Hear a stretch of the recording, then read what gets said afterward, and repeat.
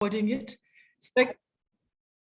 Secondly, just to advise you that we will ask you if you could please place yourselves on mute whilst you're listening to the panel discussion. And you may be placed on mute if you're not on mute, but it doesn't mean that you cannot, at the end of the session, take yourself off mute and ask questions. We encourage you also to use the chat box. If you have some questions or comments on the presentation, we will be monitoring the chat box, and at the end of the panel discussion, we will also be asking questions from the chat box. So if you're perhaps not comfortable with asking your question directly, you can then do so in the chat box. And so those are just the house rules for this afternoon, reminding you again that we are recording the session. So welcome again, everybody, to the AISCA Game Changers series. I'm your host as the VP for Southern Africa for AISCA. And this afternoon, we're going to be talking about leveraging strategic procurement to enhance service delivery and sustainable inclusive growth. We'll have 4 panelists who really have extensive experience in the area, and they are going to be answering 4 main questions in the discussion.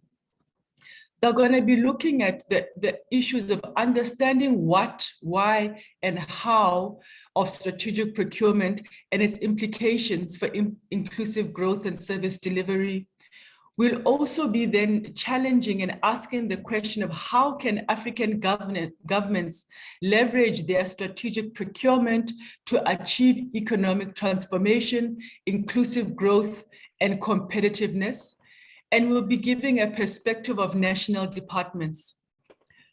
We'll also be sharing some winning strategies, and what we're calling it is winning with the right procurement strategy, and can efficient public service be achieved through strategic state expenditure, and asking the question of where has this been done. And then we will be concluding our panel discussion with a discussion providing a road ahead for everyone, a road ahead for public service delivery, and how can we move procurement from the back office to a strategic role within the state. As I mentioned earlier, we have 4 really esteemed panelists who will be sharing different aspects of the topic with you. We will start with Professor Ambe, who those within the Southern Africa space, really he needs no introduction. He has been really quite vocal in the public procurement space, doing a lot of work in consulting as well as academia. He'll also be followed by Dr. Mgwenya. Similarly, extensive experience within the public sector space, both in consulting and academia. We have Reverend Charles, who also has quite an extensive experience in the area. And finally, we have Dr. Ted. All 4 of these gentlemen have, I will say, over 20 to 30 years in the public sector space, both consulting, academia, advocacy, advisory. So I think we have provided you, I would say, the best of the best in the space, and the best who can engage in terms of this topic.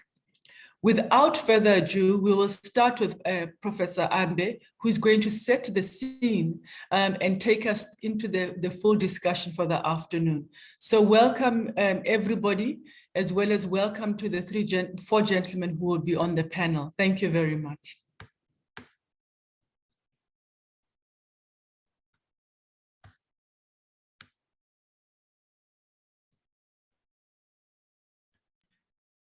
Program Director, thank you so much. Can I take the stage?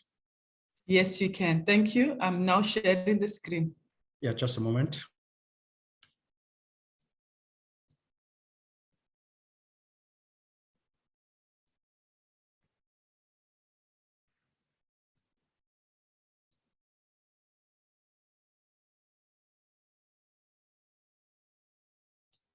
Sorry. Thank you very much, Dr. Yanda, our esteemed VP for Southern Africa. Indeed, opportune to be part of this August Game Changer series. I call it August because it is special in terms of the current issues on day-to-day.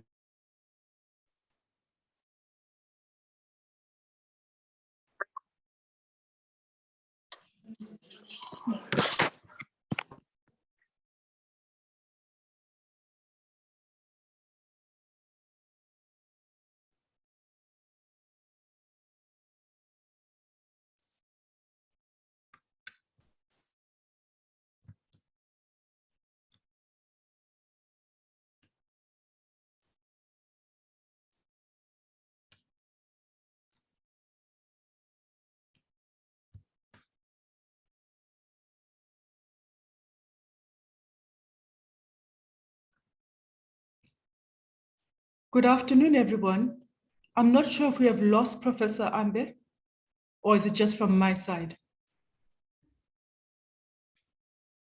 Yes, we did lose him.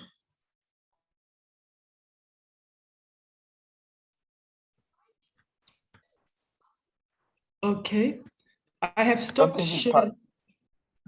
I Yes. beg your pardon. Good afternoon, colleagues. I don't think he's still in the, oh, yeah, I can see him now. I think Okay. maybe he might have been affected by the connectivity issues. Yes, I'm back. Apologies for that. I think it's, yes. Can you hear me? Yes, we can hear you. I'll go back to sharing. Yes, we can hear you. Thank you. In fact, I was just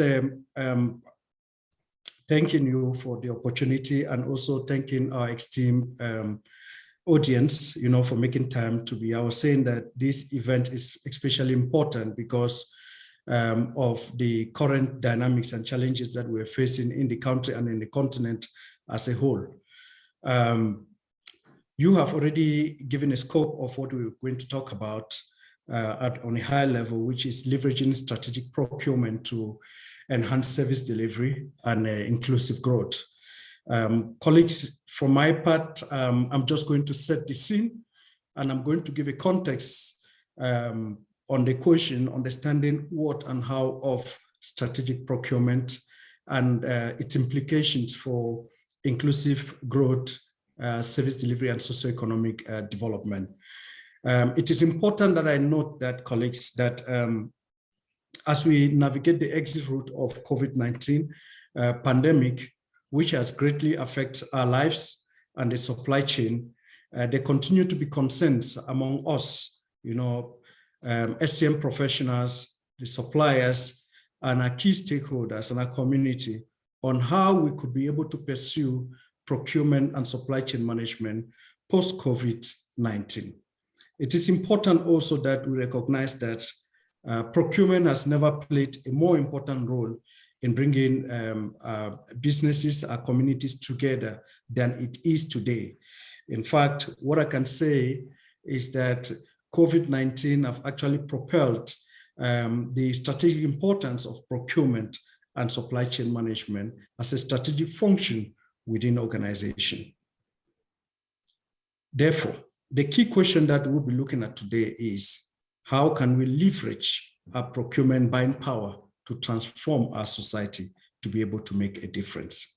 In line with that, I'm just going to give a context of the background that inform this deliberation from my presentation point of view, and also talk about the strategic nature of procurement and supply chain management, for procurement being a core component of supply chain management, the what is strategic procurement, the goals of strategic procurement, the how of strategic procurement, how can we be able to drive, and get value through strategic sourcing and category management, which I'll just talk a brief because I want to give probably opportunities for my colleagues to dwell on that much, but also how can we achieve inclusive growth and improve economic development from strategic procurement perspective.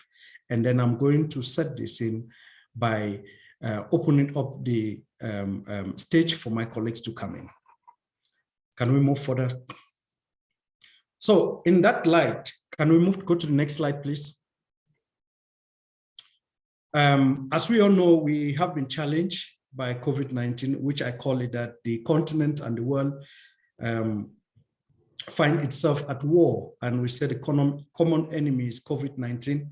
But prior to COVID-19, we have faced a lot of challenges, and COVID-19 have actually exposed a lot of weaknesses in our supply chain processes.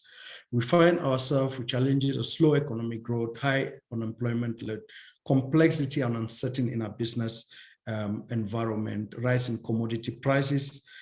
Shareholders and organizations are putting pressure for improved returns. We need to be able to maximize our value and bring in cost reduction measures that can be implemented within our organizations. Colleagues, just to also let you know that we have a lot of resources in the continent, but I mean, we are struggling since with the establishment of Africa Agenda 2063. We're still not going nowhere. It seems we are moving around the circles in terms of the strategic objectives or priorities that have been developed. But I just want to indicate the fact that we have in the country, specifically in South Africa, the economic situation is not looking good. Unemployment rate is looking around up to 35.3%, especially among the youths. And PricewaterhouseCoopers estimating that probably by 2030, we should be moving to about 39.3, which is not looking good. And therefore, it is very, very important that we utilize our strategic knowledge from a procurement and supply chain point of view to be able to make a significant contribution to our environment, to our community, to transform and creating jobs, creating opportunities for a different designated group, youth-owned companies, women-owned companies, small businesses. Next slide, please. As I've indicated, I mean, supply chain management is not new to us. We have indicated and tried to talk about the, excuse me.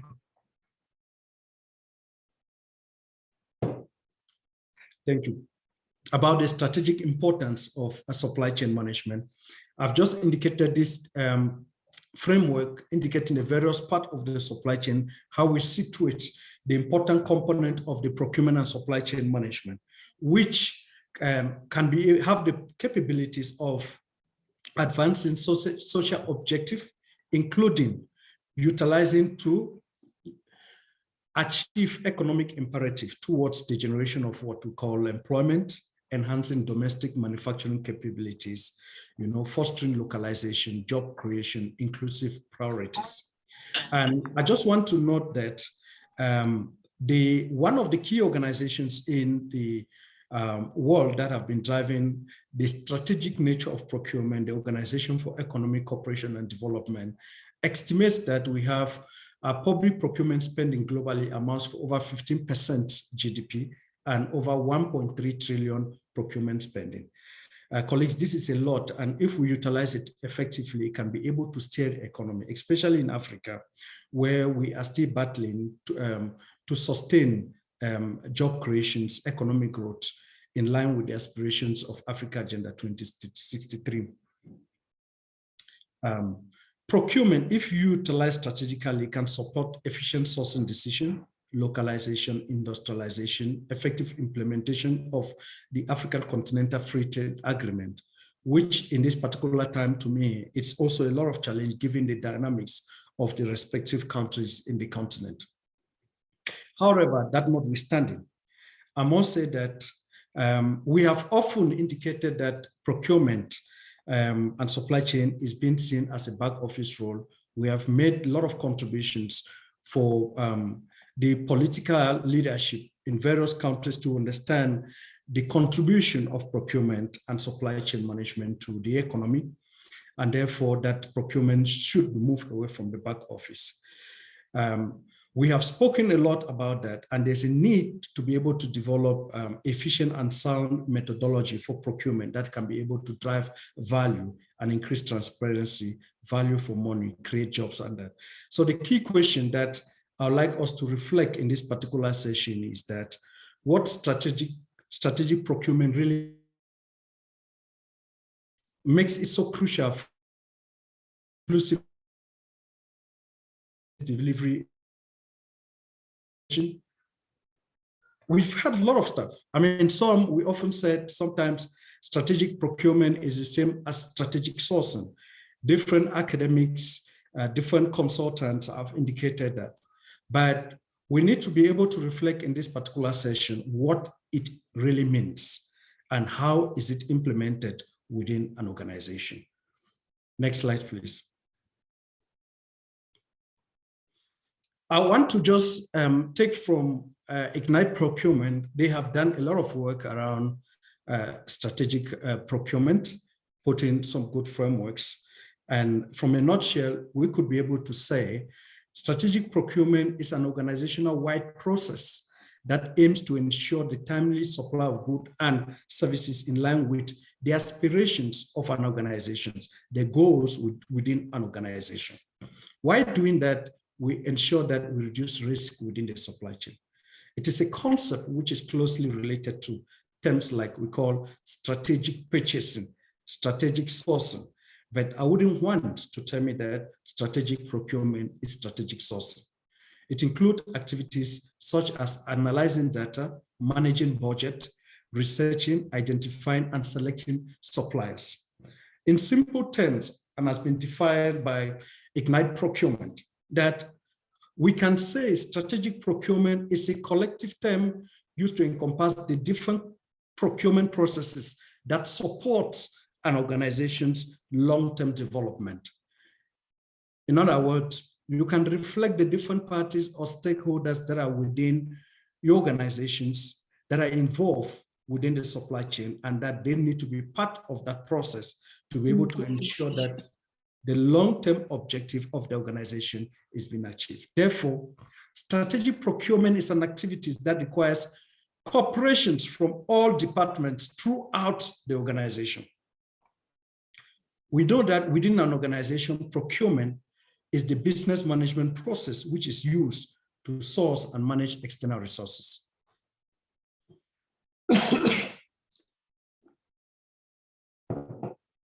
Excuse me, colleagues. In order to optimize procurement activity, an organization may undertake an approach such as tactical procurement, strategic procurement, and we are also aware of operational activities that are within an organization. Tactical operation focusing on what we call the short-term goals, such as purchasing goods for the lowest possible price. When we talk about strategic procurement, we are referring to procurement for long-term focus, and it takes into account especially managing the supplier relationships. Therefore, basically, we could categorize our strategic procurement practices into what we call the upstream and the downstream. Can we go to the next slide, please? The upstream and the downstream procurement practices. So when we talk about the upstream procurement, it covers anything that between the sourcing and the contracting phase. And in the downstream, it means everything that happens after the contract is awarded.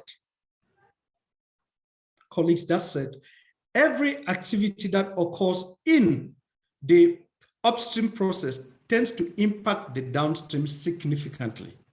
If you look at the flow chart in front of you, it will tell you that the upstream strategic procurement activities, it will engage what?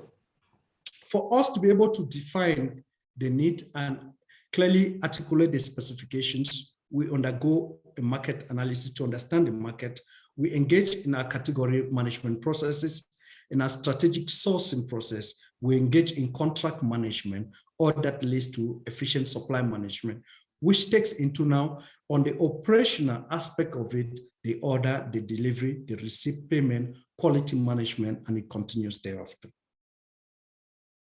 Therefore, strategic procurement is a continuous and organizational-wide process, as I've indicated, that helps to create value for money through activities such as analyzing the data, consolidation of the procurement spending, assessment of suppliers, managing your supplier base, managing the tendering process, negotiating, contracting, and establishing clear conditions with your suppliers. It is therefore important to note that for a long time, and even today, procurement has managed this upstream process. We've done it through what our Excel sheets, fragmented databases. With the current challenges today, we are transforming the upstream procurement process for better visibility and market intelligence, and bringing in collaborations across the teams, thus providing what we call proactiveness and agility in the procurement systems. If you reflect in most modern economies today, especially in the public sector, they are already moving to automation, digitalization of the procurement processes, and everything resolved around managing data, interpreting data with the use of what technology. Next slide, please.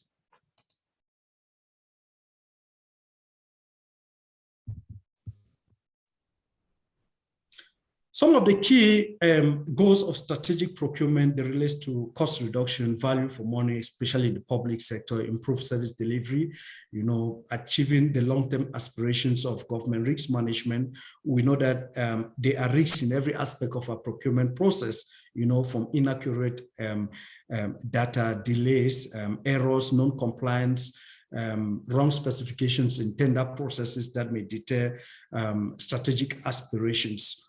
Issues of sustainability.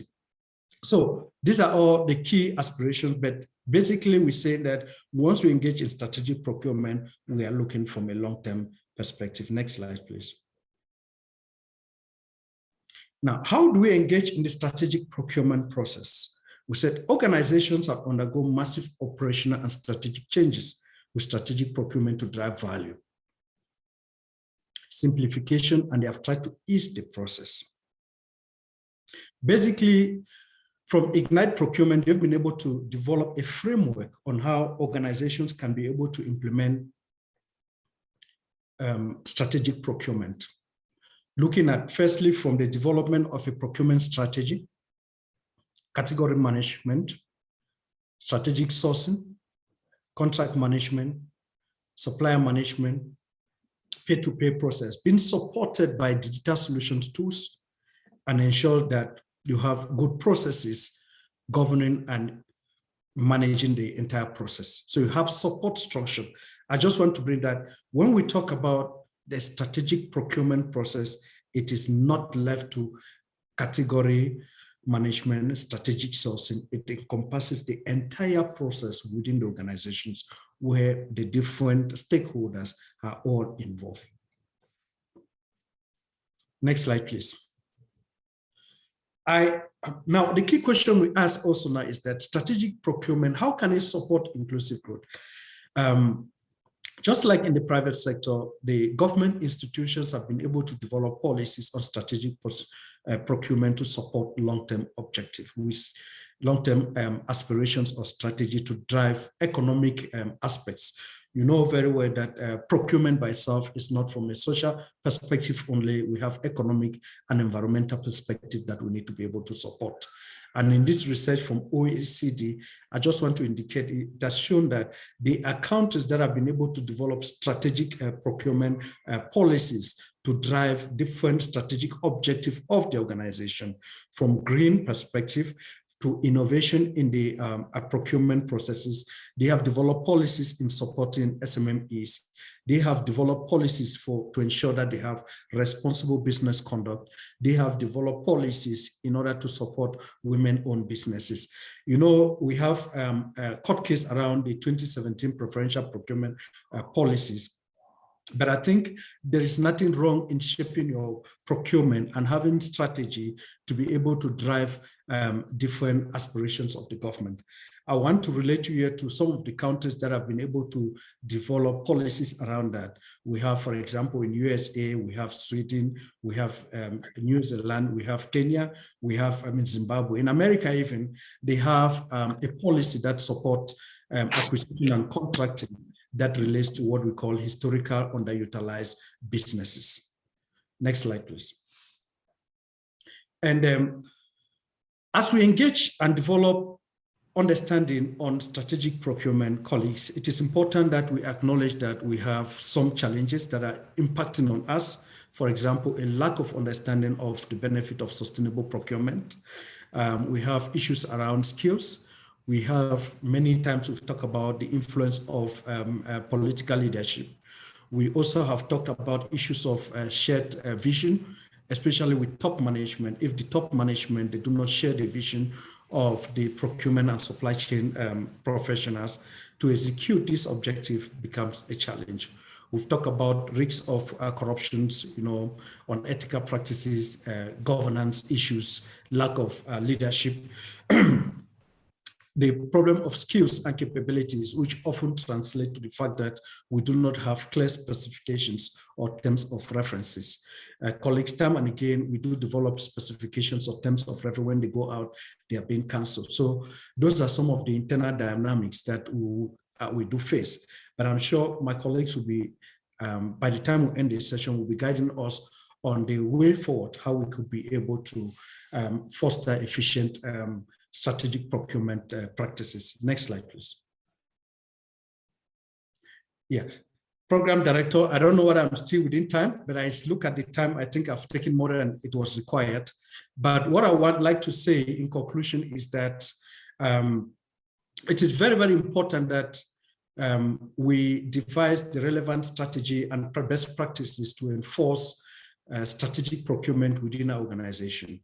It is also important that we know that it is essential for government to verify that the objective for procurement are achieved, whether these are valuable for money objective in the traditional sense of price, quality, or broader policy objectives, such as sustainable development, addressing different aspirations of the various designated groups.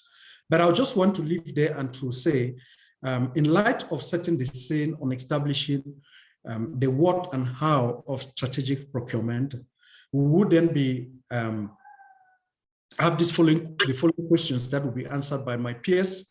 How can African government leverage their strategic procurement to achieve economic transformation, inclusive growth, and competitiveness, looking at the perspective of provincial, how 10 provincial and national departments, and also asking the question, winning the right procurement strategy, can efficient public services be achieved through strategic state expenditure? Where has this been done? And the road ahead for public service delivery, how can we move procurement from a back office role to a strategic function within the state? Colleagues, I want to thank you for your time and giving me the audience. I will now hand over to our program director. Thank you. Thank you very much, Prof. Ambe. I'm going to, without any further ado, hand over to Dr. John Mgwenya, who will take us through the first question on how can African governments leverage their strategic procurement to achieve economic transformation, inclusive growth, and competitiveness. Doc, over to you. Thanks, Ayanda. Good afternoon, colleagues. And thanks, Prof. Ambe, for defining the strategic procurement aspect, and also mention the key concepts that should be taken into account. My approach would be to look at the perspective of government, particularly national, provincial, to some extent local. How do we approach this big mountain? And I will be looking at practical aspects and also drawing on some experiences that I am exposed to. So, government in general, especially in South Africa, spends billions, approaching to trillions now of rands, in the provision of goods and services. The question is the value for money with so much investment? This therefore means that it is important that our procurement systems do assist government in meeting its own outcomes and the need for effective service delivery. So procurement systems must meet the challenge and assist government to perform its duty. What has happened within our context is that to coordinate that aspect, the Office of the Chief Procurement Officer around about 2016 was established within National Treasury. The focus is basically on what people would call pillars of the whole question of fairness, the whole question of equity, transparency, competitive and cost effectiveness. That whole drive was placed within the Office of the Procurement Officer. Now, what is important also is that the Chief Procurement Officer ensures that strategic procurement practices within the government spheres result in cost savings and attainment of socio-economic objectives. That, ladies and gentlemen, is the thrust of the Chief Procurement Officer. Next slide.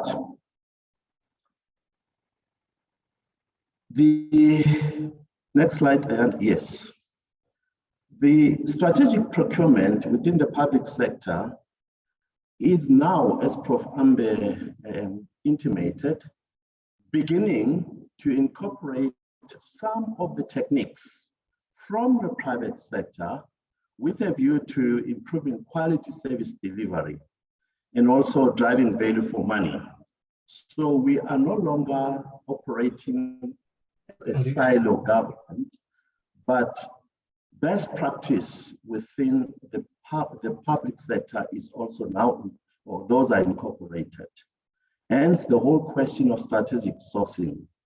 I must upfront confess that within the public space, we have a long way to go in really embracing strategic sourcing. But I want to mention the reason why we should fast track this process. We believe strongly that strategic sourcing is the in thing. In fact, practically speaking, where I come from in the Gauteng Provincial Treasury, we now have a fully fledged directorate of strategic sourcing with obviously with subunits. We also have a fully capacitated market research subunit that then analyzes the commodities, the fluctuation of prices, and feed into the specification in electronic format, and also advise government in terms of the price fluctuations. If we don't have an insight into the price fluctuations, we might be running a risk of being taken for a ride by scrupulous service providers. Next slide. So in general, in strategic sourcing, the normal processes that we're all familiar with, we advertise what needs to be procured, and we exclude some tenderers in terms of the criteria used. But there is something like still, what Gauteng provincial government has done is to promulgate an act which we call Open Tender Act. It's no longer a pilot, it's an act. That therefore enforces transparency, fairness, and accountability, especially at the adjudication part of the tender. You can still do your specification, your BC, but adjudication, that is a process that is being opened up, and the Act supports that. And obviously, there are thresholds that I can share later on if you are interested, especially in terms of amounts. But the big thing is, whoever is awarded the tender, that process is done in a very, very transparent manner. And in that sense, we believe we're promoting accountability, openness, and transparency, and to some extent, bring the government to the people. At the end of it all, a contract is awarded based on the results of the evaluation. I must mention that contract management therefore becomes another challenge. It is fair enough to go through the whole sourcing strategy. At the end of the day, when the contract has been awarded, who then monitors its proper implementation? And the whole question of supply development. The Gauteng provincial government through the Treasury is very big on developing suppliers. I must also share some statistics in terms of best practice. Best practice dictates that 85% of procurement spend in the organization should be based on contracts. You can measure your own organization to what extent is all your spend based on contract. 85% seems a tall order, but it is attainable because it makes things much, much easier for all of us. Next slide. Strategic sourcing, implementation thereof can help us understand spending patterns, optimize budgeting and planning processes because we shall have gathered the necessary intelligence. We can therefore make informed decisions and also reduce administrative costs, because if most of our spend is now based on contract, there will be therefore a reduction of administrative costs. Next slide. There are, however, business opportunities if you follow strategic sourcing philosophy. It does eliminate silo operations with an end-to-end business spend. In other words, we operate now as a team. And also the sourcing of suppliers with this method, continuing to analyze the markets. Like I said, we now have a market research which does this job. It does yield dividends in that we can achieve high cost savings. We would know with the muscle buying power that government has, we can negotiate cheaper prices. There is also, Prof referred to the risk. Yes, if we follow strategic sourcing, we can minimize risk within the supply chain. And also we can enhance long-term relationship with suppliers, especially if they're given some kind of contract. I mentioned the figure of 85. That relationship, if you nurture it beyond just awarding, it can build capacity within the supplier environment and also long-term relationships. But also we do encourage the OEMs, original equipment manufacturers, especially within the Black community, to occupy that space, because the government is beginning to say, let's invest in Black business.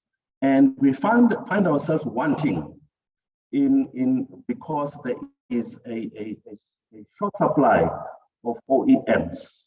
But if we do have them, then there's a question of building reliability because they can be ensured of some kind of future. This reminds me of the latest developments in the COVID space, the manufacturing of the drugs and so on. That is a typical aspect where we need the Black suppliers to get involved. A few challenges were mentioned by Prof. Let me just mention a few. The lack of skills and capacity is still a daunting problem to all of us. I know that we have started to look into professionalization of the supply chain management practitioners. Things like learnerships, are beginning to help, but there's a long way to go.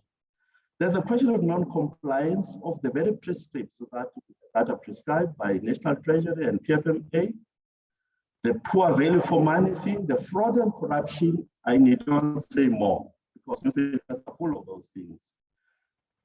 If there is too much decentralization, there's a danger that the procurement or the value chain might be exposed to some kind of practice that we do not promote. So we must be careful of how we decentralize.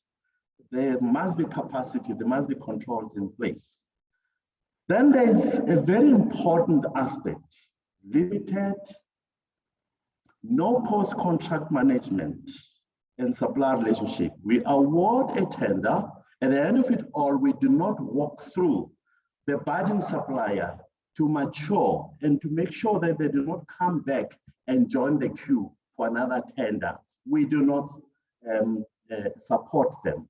Strategic sourcing requires that we work with the supplier or the vendor all the way and make sure that they develop their skills.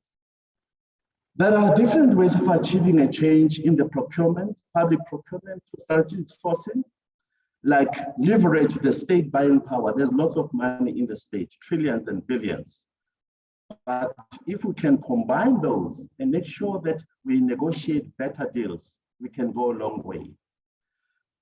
It can greatly reduce duplication of effort if we coordinate our efforts, and we can reduce inconsistencies if we operate in silos. Now, private sector does it differently, public sector does it differently, but if we do it together, it becomes a winning formula.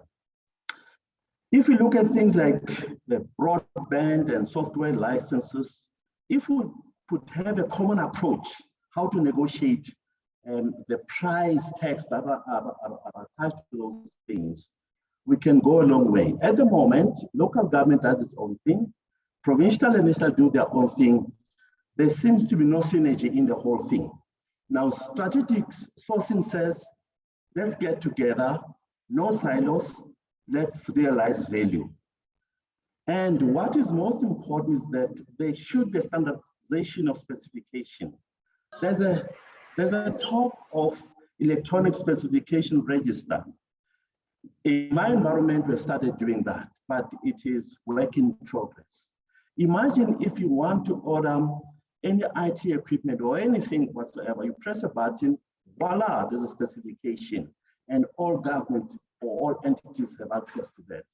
That would be quite good. Next slide.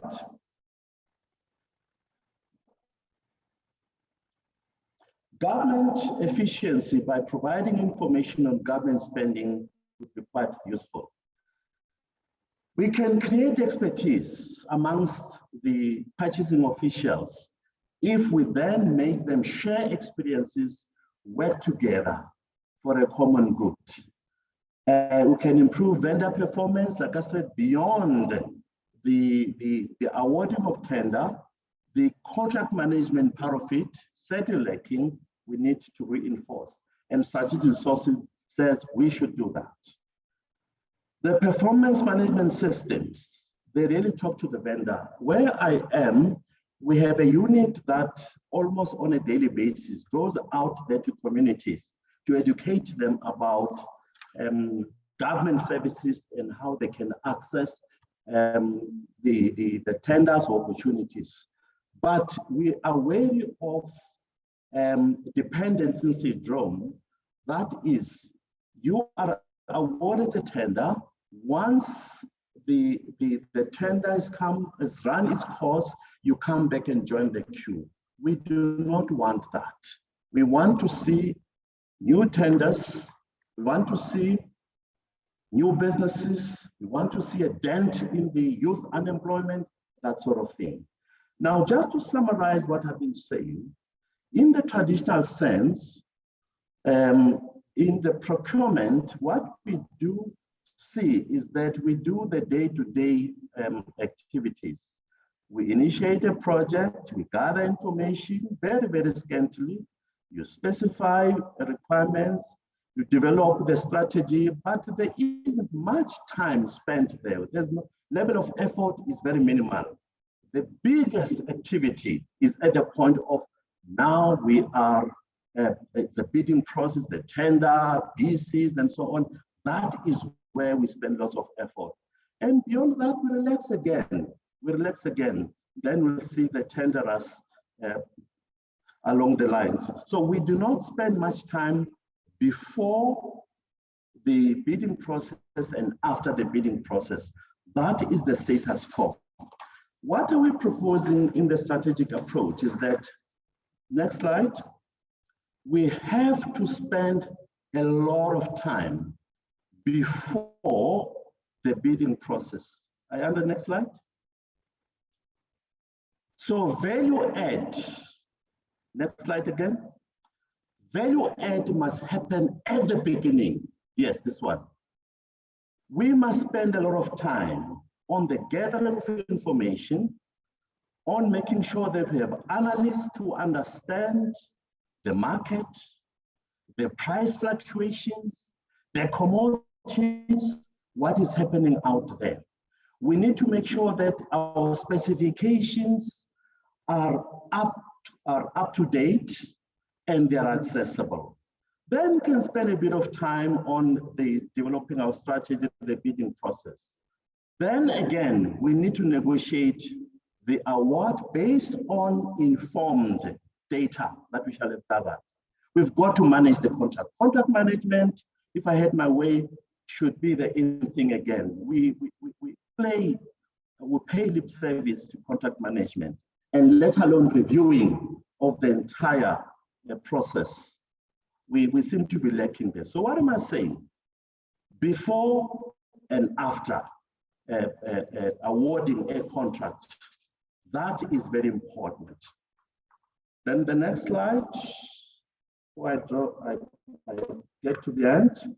Normally, in government, you have what we call strategic plans, 5 years, 3 to 5 years. You put your APP, annual plans, then the budgets are approved, and then the procurement plans are also approved by the respective treasuries. Now, where strategic sourcing kicks in is almost immediately the actual activities. That is where we should spend a lot of time. Next slide. In summary, there are basically 3 phases of strategic procurement. The first phase is that of opportunity assessment. You'll find that your CFO would know exactly what is it that is important in terms of gaps or emphasis in an organization. And the preparatory phase is very important, where you position yourself in terms of procurement spend. The next phase, obviously, is sourcing and the development of the strategy. That is where your market researchers would really help you.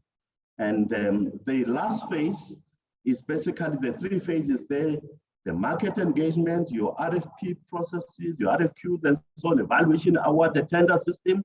Then the contracting comes in. Number 6 and number 7 are very important. You contract on the basis of informed data, and number 7, you manage that and you review. 6 and 7, ladies and gentlemen, is where the problem is. So strategic sourcing says you should put emphasis, especially on 6 and 7, and obviously 1 is also important. Next slide. Oh, okay. What I want to say, therefore, what I'm trying to say is, as I alluded earlier in my discussion, strategic sourcing is not very different from the normal sourcing processes, except that it requires more effort during the planning and analysis phase to gain greater value throughout the process. Strategic sourcing is an organized and collaborative approach which takes advantage of the size and nature of government spending to get the best value, possible service and value from selected suppliers. It is closely linked to transversal contracting, which provides a countrywide framework for maximizing government's bargaining power, and in this way, maximizing service. And finally, collaboration is vital for strategic sourcing. Rather than working in silos, professional supply chain managers must be members of cross locations and cross-functional teams. This, ladies and gentlemen, I believe if we adopt a strategic sourcing philosophy, we can leverage on the opportunities that are out there, and for government in particular, be in a better position to improve quality service delivery and build sustainable entrepreneurs of the future. Thank you. Thank you very much for that really insightful discussion into how to do our strategic sourcing better and really leveraging from national government perspective. The third panelist is Dr. Charles, Reverend Charles, I like to just call him Reverend Charles, who is going to take us through leveraging strategic purchasing to enhance service delivery and sustainable all-inclusive growth, winning the right procurement strategies, and he will be sharing it from a Kenyan perspective. Reverend Charles, over to you, and thank you very much.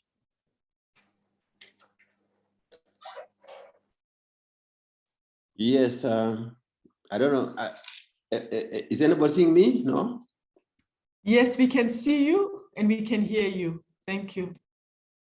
Good. I'm very, very, very happy that my good friends have touched the subject matter very, very comfortably.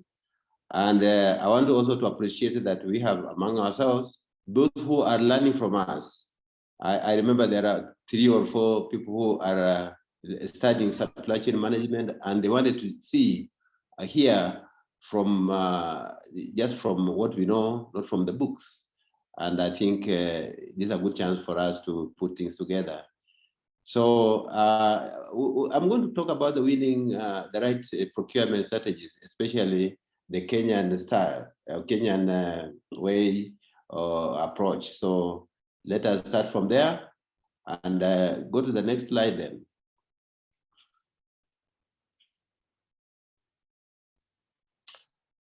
Yeah, here we are.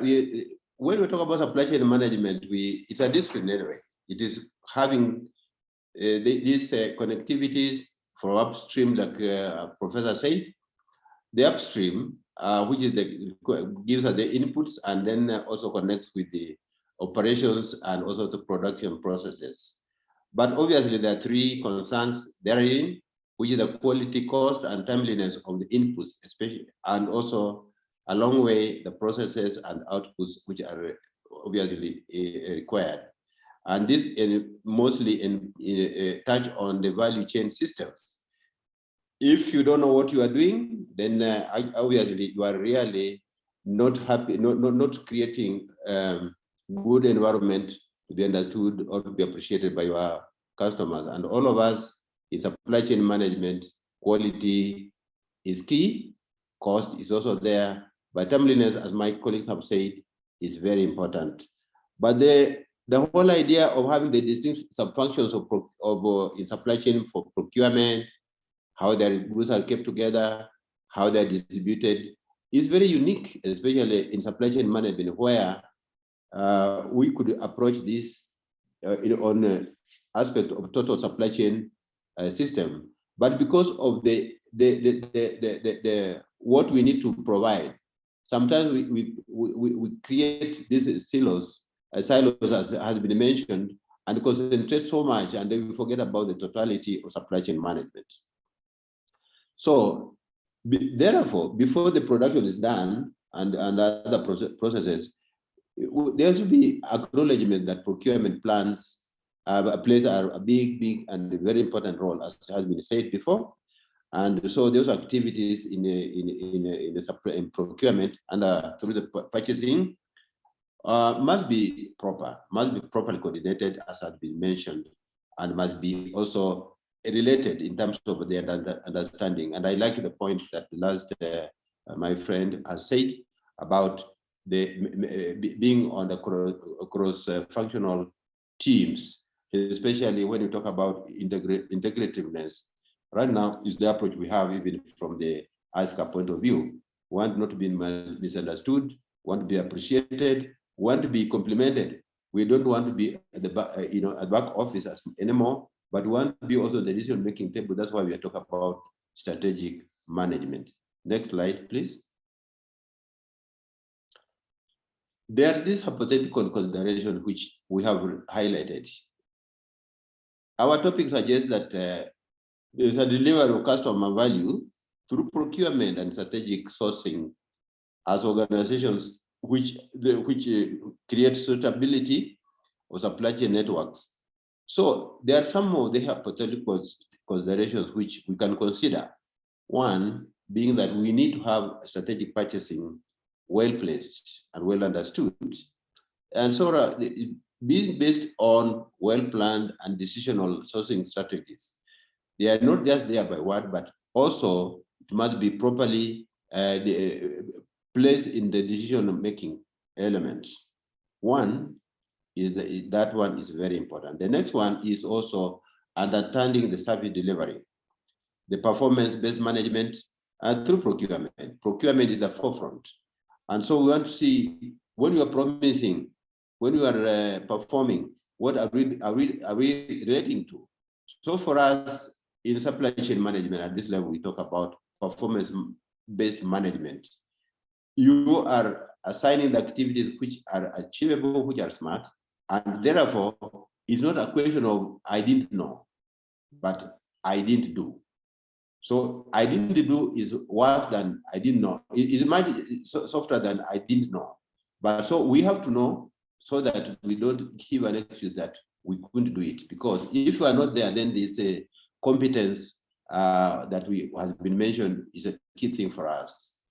Then one of hypothetical area again that we're discussing also is an element of sustainable all-inclusiveness in growth. And what is that? We are talking about total sustainable value chain system. And also talk about supply chain systems which are customer-centric, which are balanced, especially in demand and supply practices. Customer-centric because value chain systems require that the customer is not just very important, but paramount.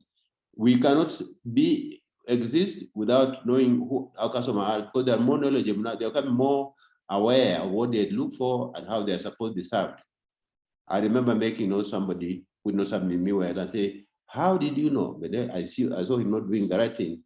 Taking 30 minutes to serve me, how much, if we are 3 people, then that would be the whole day? I say, no, that's not a good idea. So those are the hypothetical issues that we should focus on when we are talking about customer delivery. And here we are zeroing on procurement and strategic sourcing in organizations. And here creating sustainable supply chain network, meaning that we talk about the 3 Ps, talk about how is the social aspect of that, how about the environmental concerns, how about the economic concerns, because this is the key thing which actually relate to sustainability. And so sustainable supply chain systems have to get the networks which are really concerned about the 3 Ps, the people, the planet, and the profit. Go to the next slide, please. So we have about a few steps which we can work on to achieve this hypothesis, the leverage on this, the hypothesis that I've mentioned. Let us look at a few of them, but there are 10. The 10 which are picked out is that we must create a professional guidance which will help us to achieve sustainable supply chain network. And we remember that this professional guidance is not just from nowhere, but the best practices, the best understanding, the exchange of knowledge, and so that all are included in terms of to understand why supply chain management is important and why we should lean on supply chain management for competitive advantage. Number two, we should also be able to utilize or practice adequate strategic purchasing, not just singing, but being able to practice that. And also through the procurement and sourcing, and also the proper methodologies must be in place, as has been said, and well monitored also through the supplier relations and performance. That is a must, whether it's public or not. Number three, the managing of sourcing requirements and the processes therein. This is the determination of the purchase level, the investment, the guidance of procurement processes and performance, and also the evaluation of effectiveness of such strategic sourcing, especially as has been mentioned in terms of supplier selection, the trade-offs as we make the selection, and also the pricing synergy, and also talk about synergic contributions gained from the teamwork. That's why my colleague mentioned about being on the cross-functional team, so that we make decisions which make sense.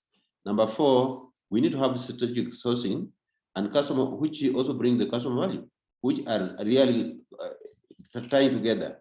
In this case, we want to talk about delivery of customer value. Yes, well-defined customer service, and also management of the stockouts, which, as we understood, like we learned from the COVID-19.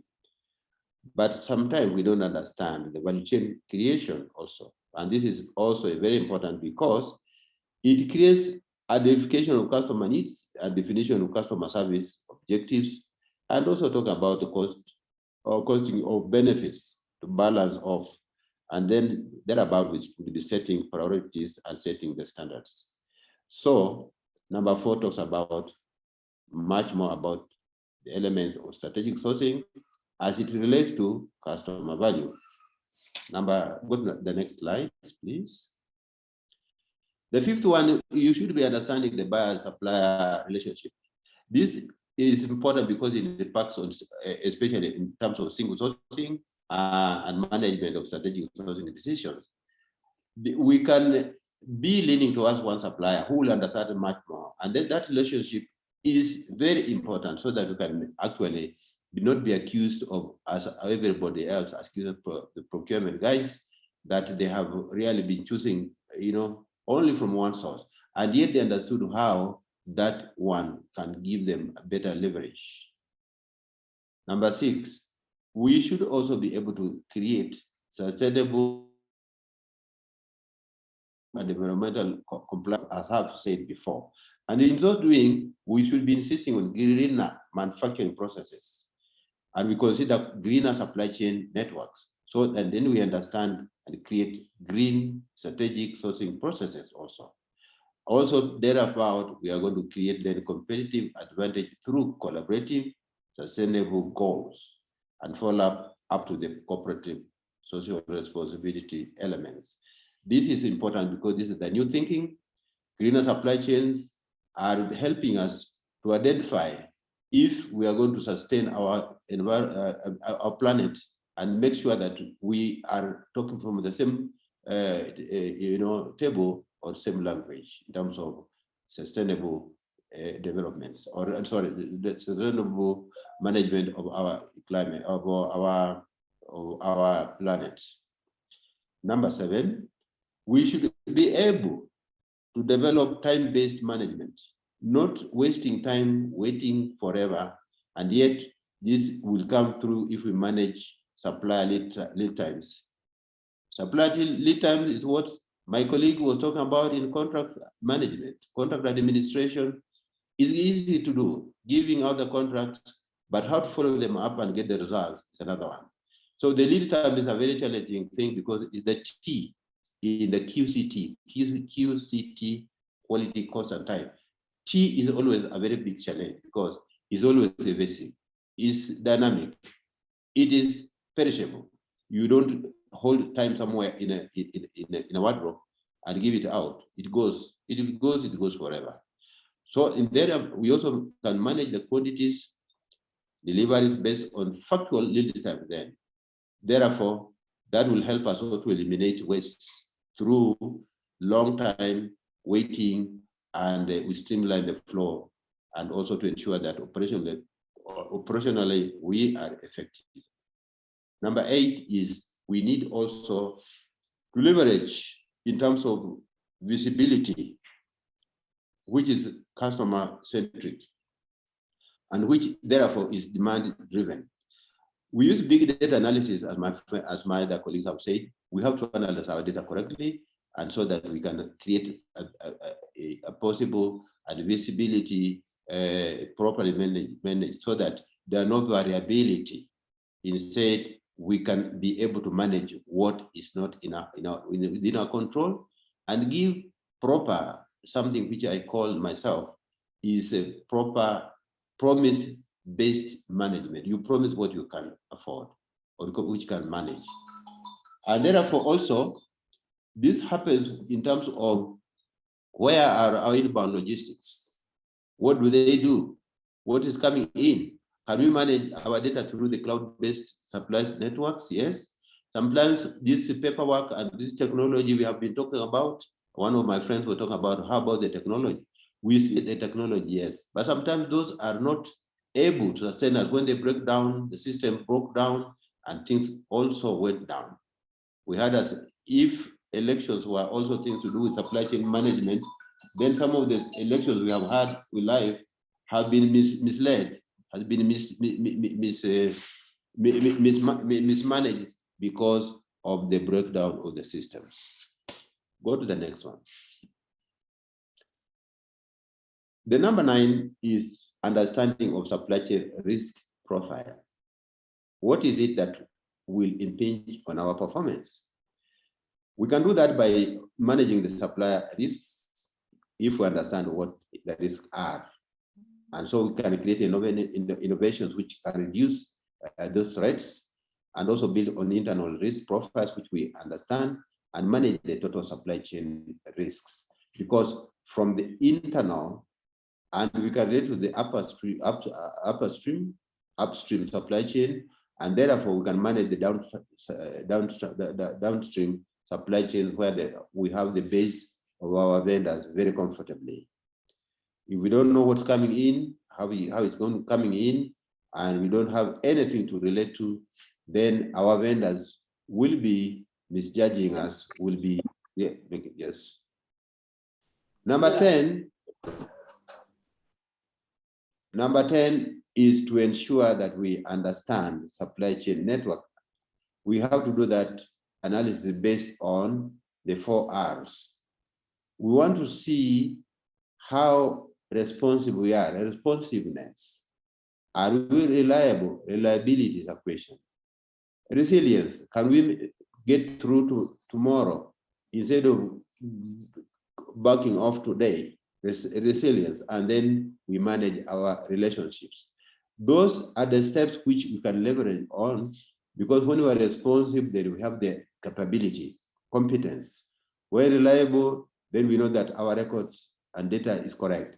When resilience is, we can manage, propagate, to mitigate, and we can sell through. A relationship is that people can follow us and we can have a competitive advantage. Go to the next one. Having said that, then what is this we are talking about? The leverage and sustainable all-inclusive growth. That's what we want to now talk about. What is it? Then this is the growth which we talked about, the annual percentage increase in economic growth, and that is consistent with the financial policy that we have adopted, and it must be well balanced benefits that really needs a few of the things which I want to mention. One is the growth should be sustainable without having to finance it from somewhere else, where we don't have to bring in equity or debt to manage ourselves. So we have to be able to depend on what we have and what we can afford to have. That is the growth, which is sustainable. How about within those 9 pillars which have been defined in business canvas? There are these things we want to identify, because every business have this is built on these 9 pillars. One is they have to understand the customer segments. That is value creation. They must also understand the customer relationships. That is to manage the customer segments themselves. We have to know the channels for where our goods are going. So we must have a proposed value proposition which is right for the outreach. Number 4, we have to know what value proposition we are offering to understand, so that we are understood. So we must understand what value is it that we are going to deliver to our customers. Some people don't know, they just produce and they don't know. Number 5 is the key activities. Are you doing the right thing at the right time? Sometimes no. So that support, because that's necessary to support the value delivery and proposition. And also the 6th one will be, where are our resources? Which one are they? We need this to create and deliver value proposition, which I've mentioned. But by the way, there are also those people, especially those partners whom we need, even the government, even everybody, stakeholders, shareholders, and those who fund us, if you're in the public sector. So we need to know the key partners. So who are they? Why are they with us? And which area do they support? Then another thing which comes in our as number 8 is the costs. Are they minimized? Can we minimize the cost? Yes, every cost will be minimized. But number 9 is the revenue. Which revenue and where is it coming from? Is it properly earned? And that is how sustainability should play. So all inclusive growth have to address also all these things that you understand them in your business. Is it whether it's private or whether it's public? We have to balance this, because the business canvas concept brings this to light. Go to the next one.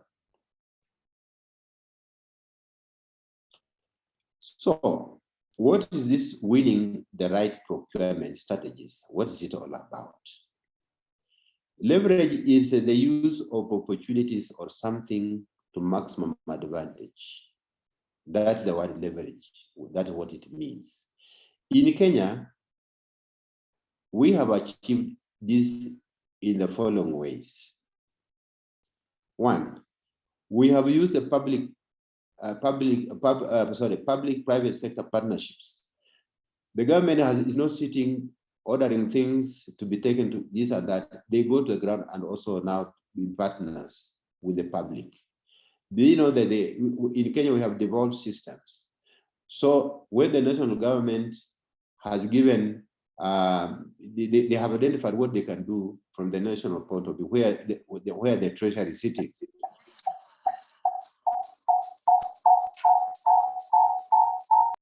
Somebody is open. Now, so the government decided to devolve, and we have 48 states, like we call them counties, where the money or the requirements is identified based, to the grassroots.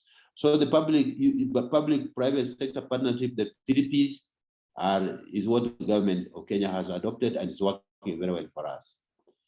Number 2 is, how have we also done that? We have come to realize developed the community-based development programs and the service delivery based on the devolved system which I've mentioned. The communities, they have their own special, unique requirements. So they are developing according to what they will consume and the resources which are there, and all the government will add up what we have. So we need strategic procurement to address that.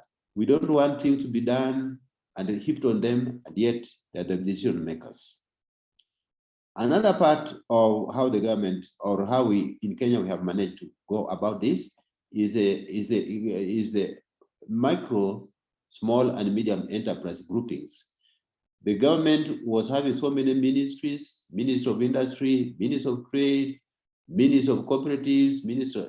So there were as many ministries as somebody would come to the, But now these have been collapsed into might be the ministry which can handle all this together, but addressing SMEs, macro, small, and medium enterprises. And these have been sector-based in terms of a sector like agribusiness, We talk about trading, we talk about manufacturing. Manufacturing is anything which somebody can produce, including excavation. And this has worked well because it attracts now the funding from outside, not really from the treasury, but now people who are interested in developing the communities to develop, but still we follow them up with a clear procurement strategy. The clear are well defined so that the government, public procurement, according to public procurement regulations, but for everybody else, we have incorporated the professional bodies which also help to address the issues which and push procurement performance at the level that is required. So those three areas have helped the Kenya to, let me see, to outsmart the evasive performance, public service delivery from the national treasury point of view. As most countries are still dragging the national treasury and telling them, yes, we are waiting for you. This time we don't wait for that, we do it ourselves.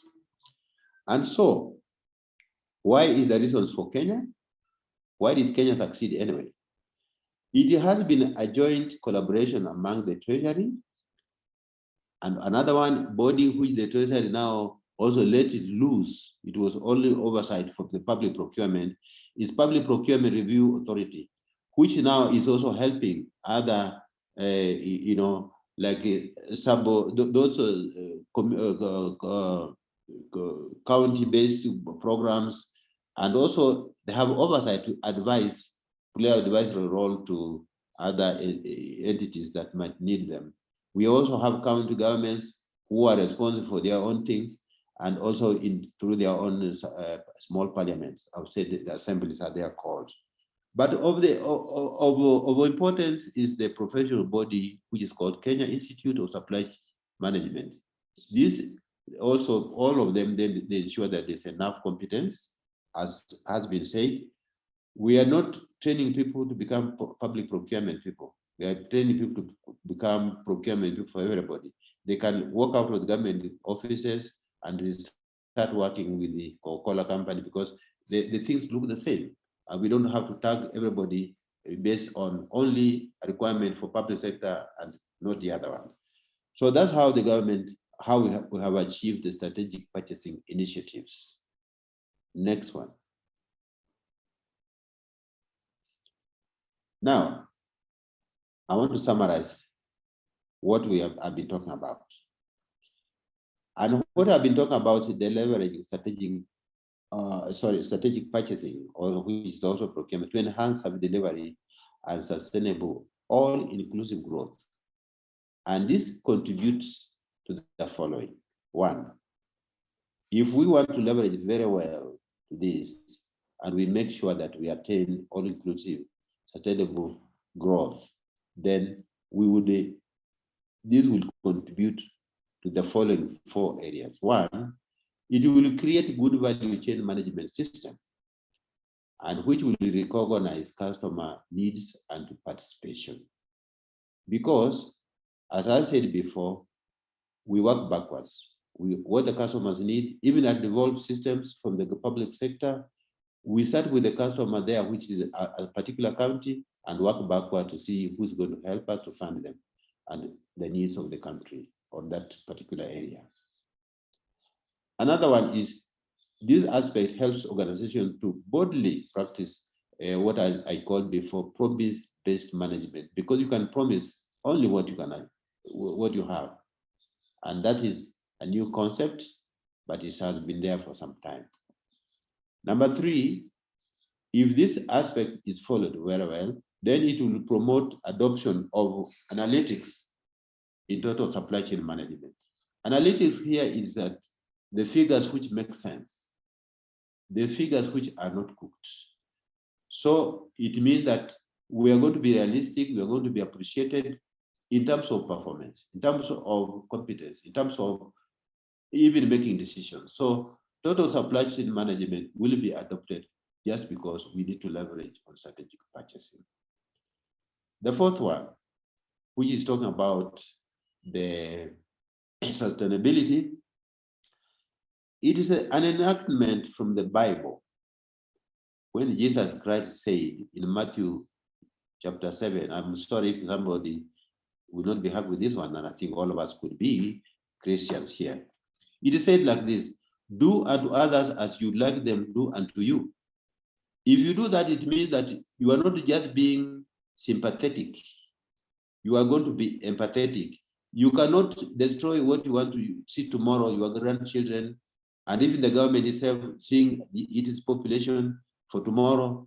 So we want to be able to work together so that we achieve this idea of do unto others as you like them do unto you. And that is why organizations should do to understand how to achieve sustainability, and they can practice that.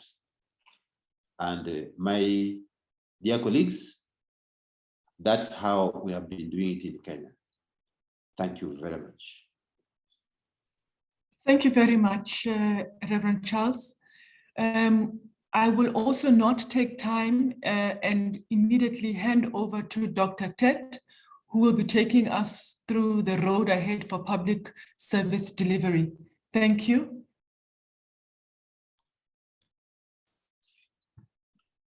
Thank you very much, Dr. Ayana. Good afternoon, colleagues. As Dr. Ayana just mentioned, we're going to look at how procurement, as professionals, we can work ourselves and move from the back office into the strategic function within the states, within the country, and wherever we find ourselves in the public service. Yeah, thank you. Can we go then, please? Next slide, go on. Yeah, so you and I all know that procurement has been a very powerful activity or tool that is used within every public space. In that, if you kind of think about the amount of money that governments spend when you have to take away salaries, the volume of amount of money spent are basically channeled through procurement. So it is quite a very interesting arena that we spend a lot of public funds, but we always left at the background. Can we go on, please? We are kept at the back. We recognize the challenges and the unemployment regime on the continent. And one of the interesting thinking that we're having through ISCA is how the discussions in the context of procurement and supply chain can positively help redirect the economic and social narratives of various economies. And as a result, we think that one of the ways in achieving this is trying to refocus, rethink, and see how we can move ourselves from the back office into the main seat in the C-suite or in the front office to be part of the decision-making process and contribute to the sustainability agenda of economists. Can we go forward, please? One. Yes. So basically, we'll be looking through this again. You can go. I kind of try to let us take a moment and think about whether there is any relevance for strategic focus or moving procurement into a strategic function. Are we there yet or we're not? And then what do we think calls for this? And Dr. Gordon, please. We think that any business entity would always want to achieve their objectives on the back of their strategic principles. And that looks at, when you come to the public service, you want to consider how the public service would enhance their growth opportunities in the face of huge competitiveness, be it employability or even service provision to the people. And what are the appropriate revenue streams and targets, sustainable targets that are exposed to the public service? What is the impact of digital transformation in the public service? So, Dr. can you go on, please? In thinking of all these, what it brings to fore is, to what extent do we want to make sure that these things are built into the way things are done through procurement in the public space to ensure that we will be able to protect public funds and ensure that funds spent are spent to the benefit of the people, devoid of disruptions and other challenges. Can we go on, please? Yes, go on. A strategic function of any public service should be involved with, can we go on, please? Trying to set a very credible corporate objectives and analyzing our environment to know whether the public service, the service delivery that you need to provide, whether we have the capacity to be able to assure the citizens, the public, that all these will be met. And this can be achieved through a very solid, clearly defined public service objective and taking advantage of all resources that are at our disposal, including human capital, which is also a resource.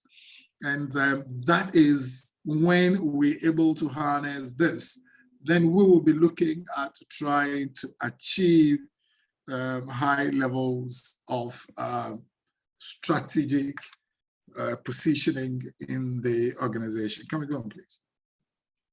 Yes. Now, again, now you might be aware that in most countries, especially in Africa,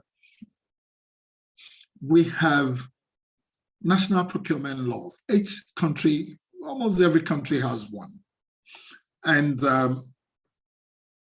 these laws were put in place to try to harmonize the way procurement is handled within a country. Okay, so local government cannot be using their own local processes, civil service, and other players. And these laws were modeled around two major frameworks, and that of the World Bank, and others also decided to use the UNCITRAL model law. And that is, if you go through Africa, these are the two major frameworks that we have used in creating laws which govern the way procurement is to be undertaken throughout the public service. Can we go on, please? Yes.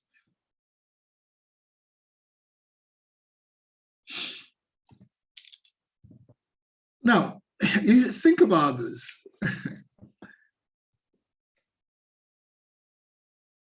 Procurement.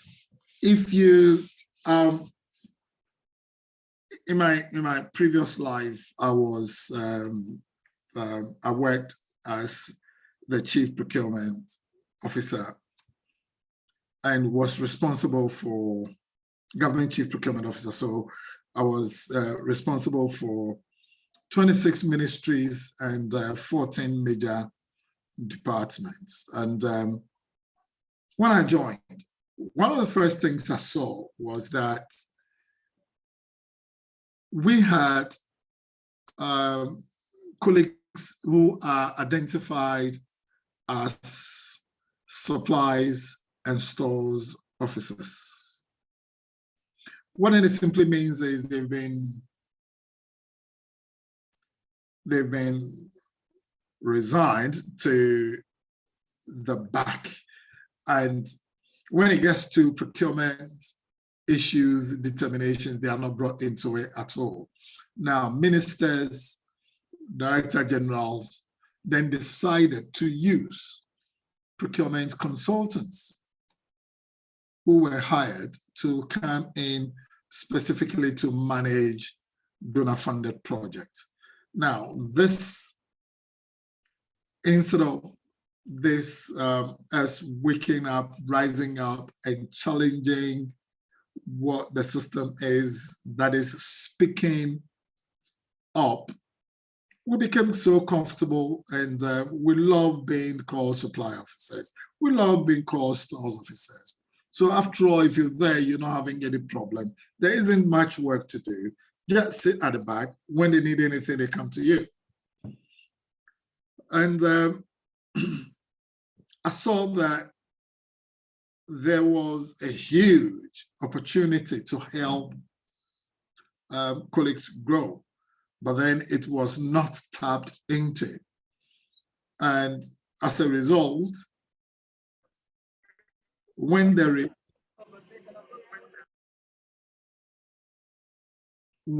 is procurement issues to be articulated, it was a bit of a challenge for the mainstream colleagues that were employed and they were in the department. Can we go on, please? Doc, can we go on?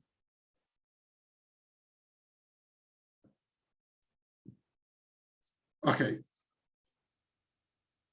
Okay, thank you. So straight away, what then I had to settle to look out for was, why has the whole country's cadre of procurement experts is close to non-existent? Of course, my first task was to set up a procurement and supply chain professional class for the government in civil service to run through. But then you also need to understand, one of the interesting things that came to the fore was that because of the role that we procurement people has accepted and undertaken, we do not play any important role in terms of the discourse into the development of a national budget. Now, if you have a nation where there is a disconnect between what the public service would want to spend the country's funds on from the budget, then it means there's straight away going to be a problem.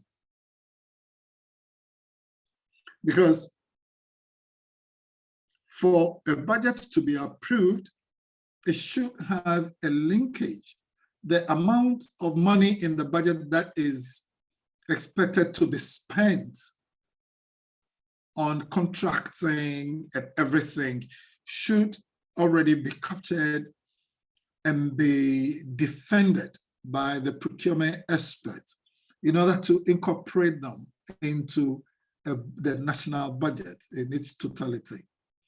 But here you find that there wasn't anything. So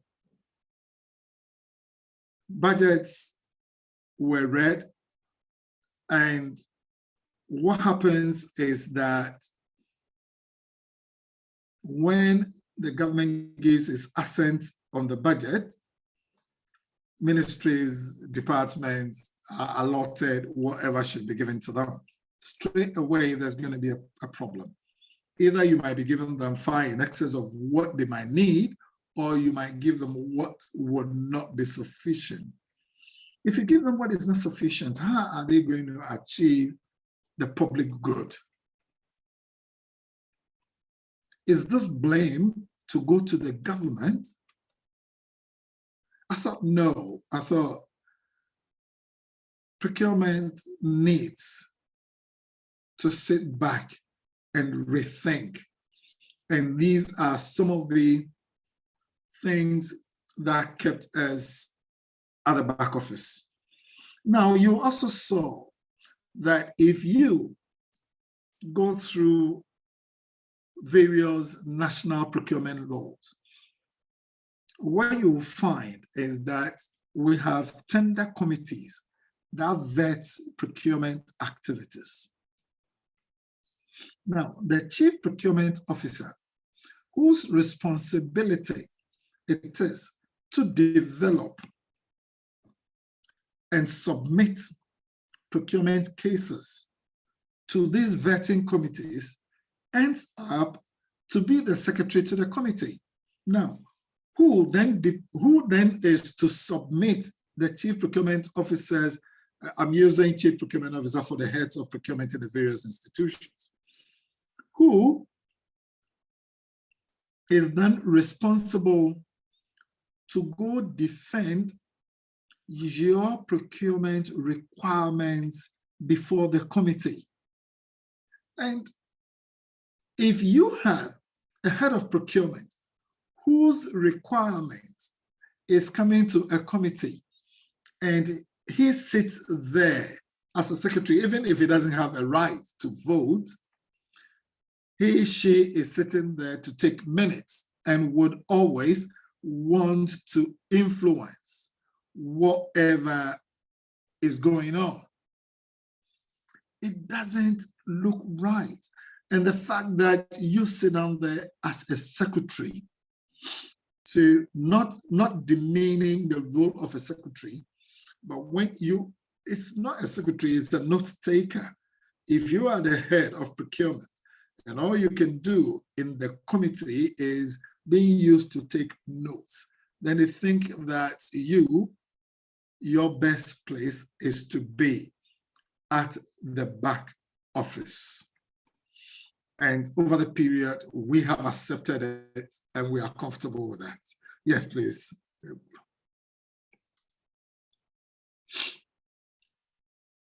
So in trying to ensure that there is good public services and we are buying good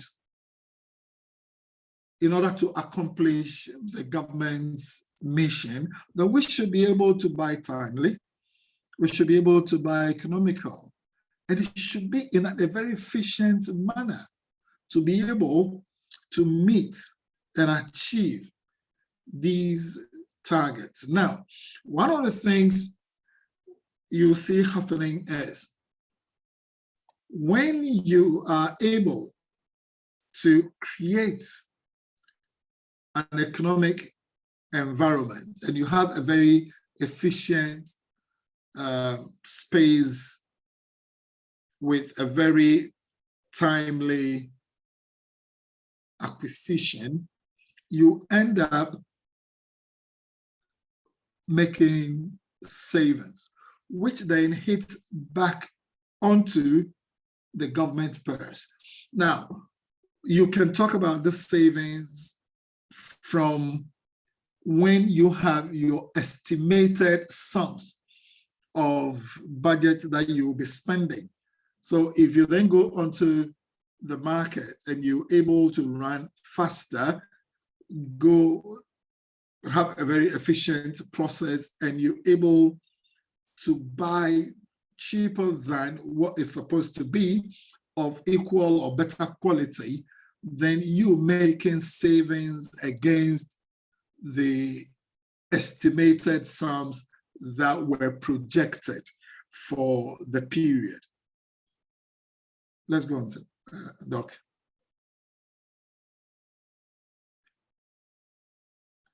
Now,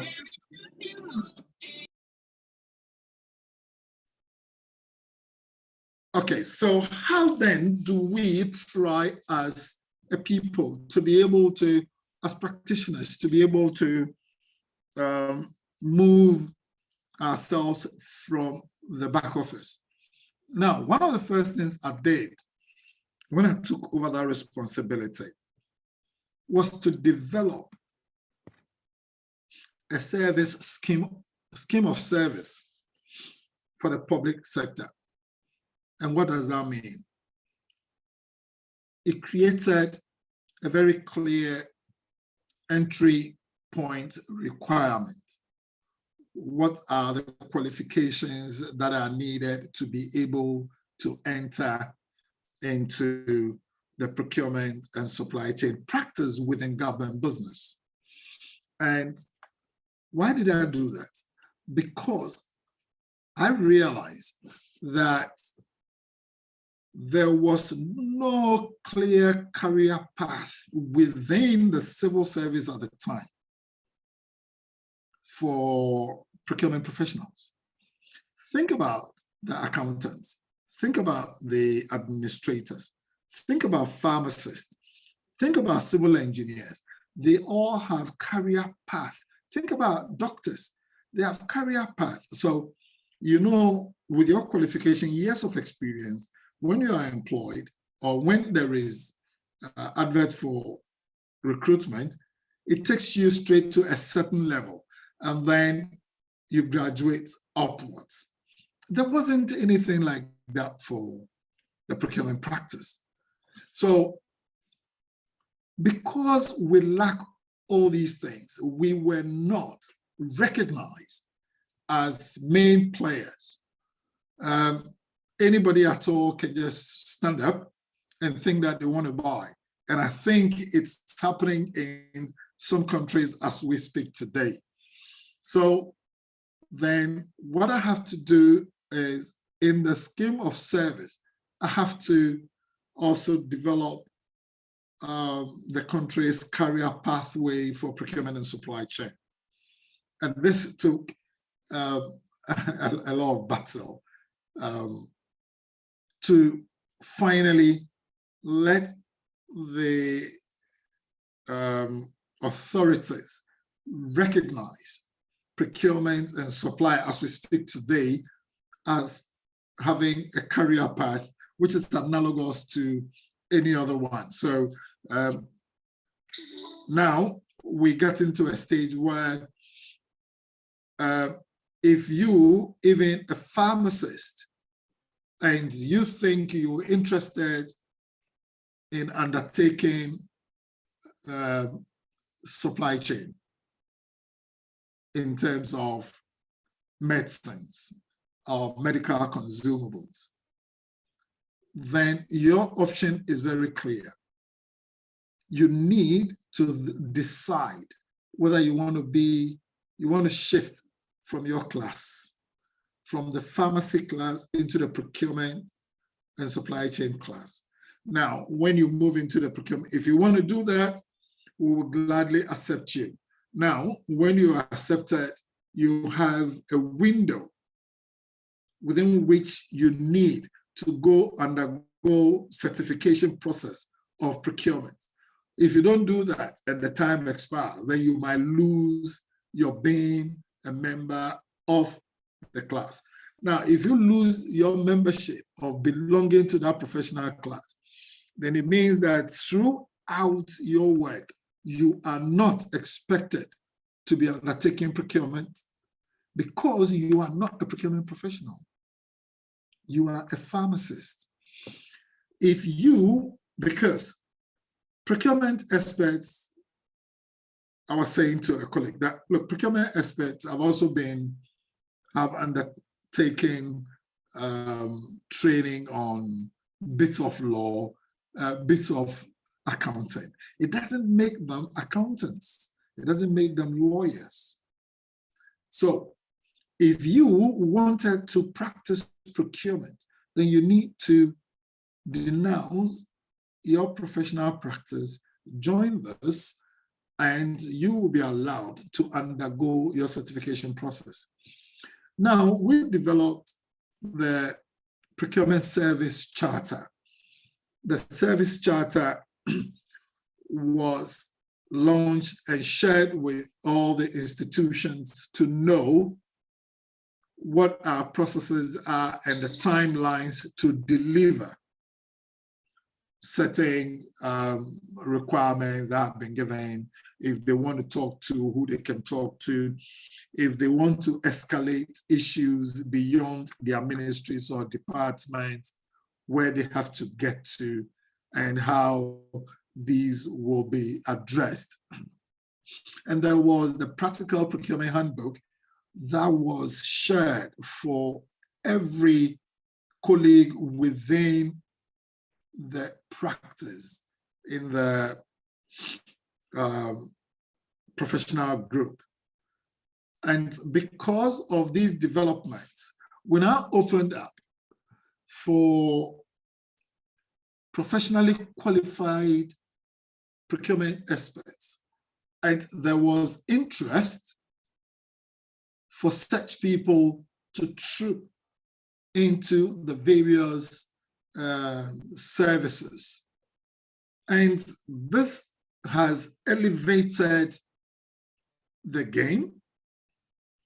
Currently, as we speak, I know that their directors, the directors of procurement, sit at the same level with all other directors in the various ministries, having just the chief director, or where some people call the principal secretary or something, being their head, enjoying equal benefits with all these colleagues. And I would say it wasn't an easy thing to do, but it is doable. Now, when we do that, then we also got to think about the practicing ethics that our colleagues will have to live under.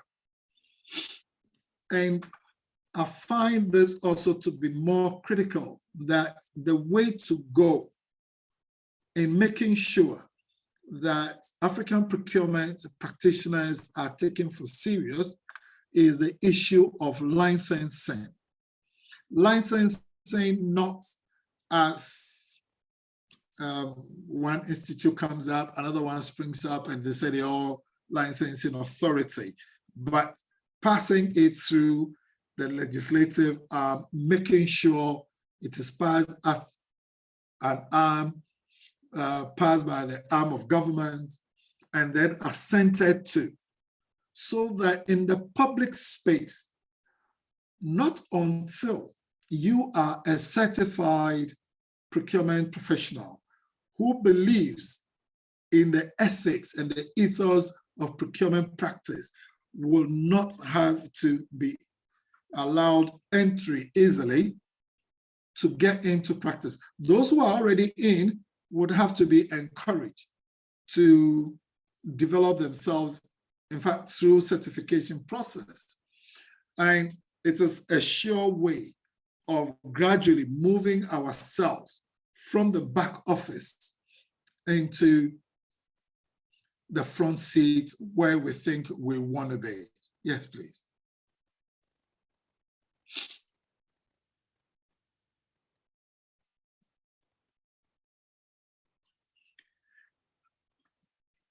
The challenge that currently I also find is that in the various laws, that national laws that I had the opportunity to verify, there is no one single law which has given the head of procurement the financial delegation of authority to say that you undertaking this process to this financial threshold, you have the ultimate and then you will be accountable for that spend. This is what you see is the accounting, the claim, we refer them in the procurement law as accounting officers. And if you go into the definitions of who an accounting officer is, they all link to the chief director or the principal secretary, which means that that chief director sees in you, sorry to be a bit blunt, see in us as paper pushers. And we need to do and drop it there. Yes, the chief director is the account holder, but whatever we do, we should be given the right to be able to defend it. I think it also brings discipline and it brings empowerment to the procurement professionals to be able to stand, develop ourselves, be able to demonstrate through business case why we recommending certain contracts, why we're recommending things to be done in a certain way. Think, yes, Doc, please. You can roll on. Think about where the Africa Free Trade Area is getting to. I was reading today, was it today? Yes, that TAC, the consortium that is leading the fast rail development through Africa, has moved in and signed an MOU with the Egyptian government to start thinking about connecting rail lines. So a lot of activities in terms of infrastructural procurement will be undertaken as we move forward.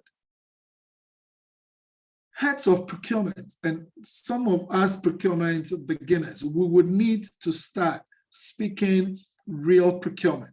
We should not settle with just buying the ordinary things that are just pushed to our desk and then just resign ourselves and say we're comfortable with that.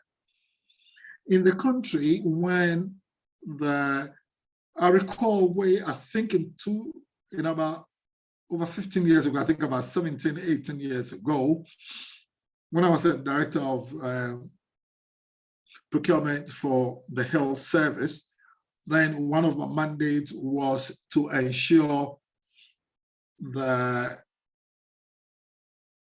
medicines are bought for the various health institutions, apart from the tertiary, which had their own structure. So there was a bit of challenge because pharmacists thought they know medicines, so they should be buying. I guess, hey, procurement guys, we're going to have this challenge, but then we should be able to differentiate between somebody who understands writing the technical specifications and being able to undertake technical evaluation and able to inspect and accept quality product from the one who undertakes the commercial activity. They are not the same. Now, what we do is, because we sit back, we've given room for everybody to take over our work. And we're comfortable just sitting at back, doing very little. And I tell you one interesting thing I find about our procurement colleagues. We complain a lot. When the work itself is there, we complain. And there are other players. For instance, if you look at civil engineers, they keep talking, civil engineers, structural engineers, quantity surveyors, trying to speak into procurement rules and trying to say that they can manage contracts, even though that is not their training. Those of us who we were trained to do that do not come forward to articulate these issues. We have always sat at the back. And what we do are some of the issues are raised. And one of the things I would not stop talking about, and I wanted to champion on the continent, is no head of procurement should be made to be a secretary or a report taker for any tender committee. Head of procurement has no room there, has no role there. It shouldn't be co-opted into it, because the head of procurement will always submit his case to these people for them to verify and vet. As such, I think as heads of procurement, we should learn to recognize that our strategic importance is defined in how, to what extent we're able to defend cases that would eventually turn into contracts to help our various public service institutions to deliver public good to the citizens. Not until we're able to take this front seat with a deliberate, conscious strategy in mind, then we would not be exercising our role as real professionals, and we're rather shying away from what we have learned and we want to do. I've heard many times that colleagues will say there are political blockages and everything. It is because we've not demonstrated that we'll be able to do. Nobody would want to take on anyone to let him fail or her fail.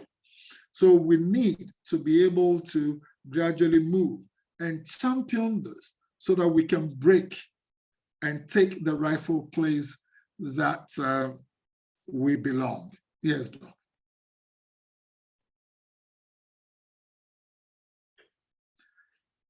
Yes, so on that note, I say thank you very much. I'll end it and I yield back to Dr. Ayanda. Thank you very much. I'd like to thank you first, Dr. Tet, but also all the presenters for this afternoon. I I've noted the time that it is actually 4 minutes past 5 o'clock. But I would still like to give the audience an opportunity to ask, I would say maybe just 1 or 2 questions to the participants of the panel. And then we will also just look at some of the questions that are in the chat. So if anyone would like to take themselves off mic and has a burning question for the participants, I invite you to do so now.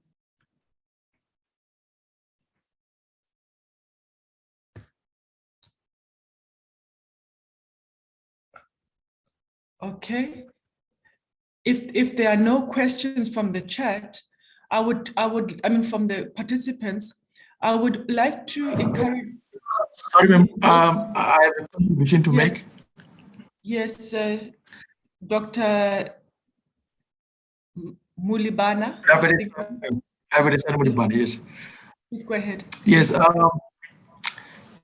I decided to join the discussions in representation of my colleague, Ms. Nombulelo Mbeki. She couldn't join the session today.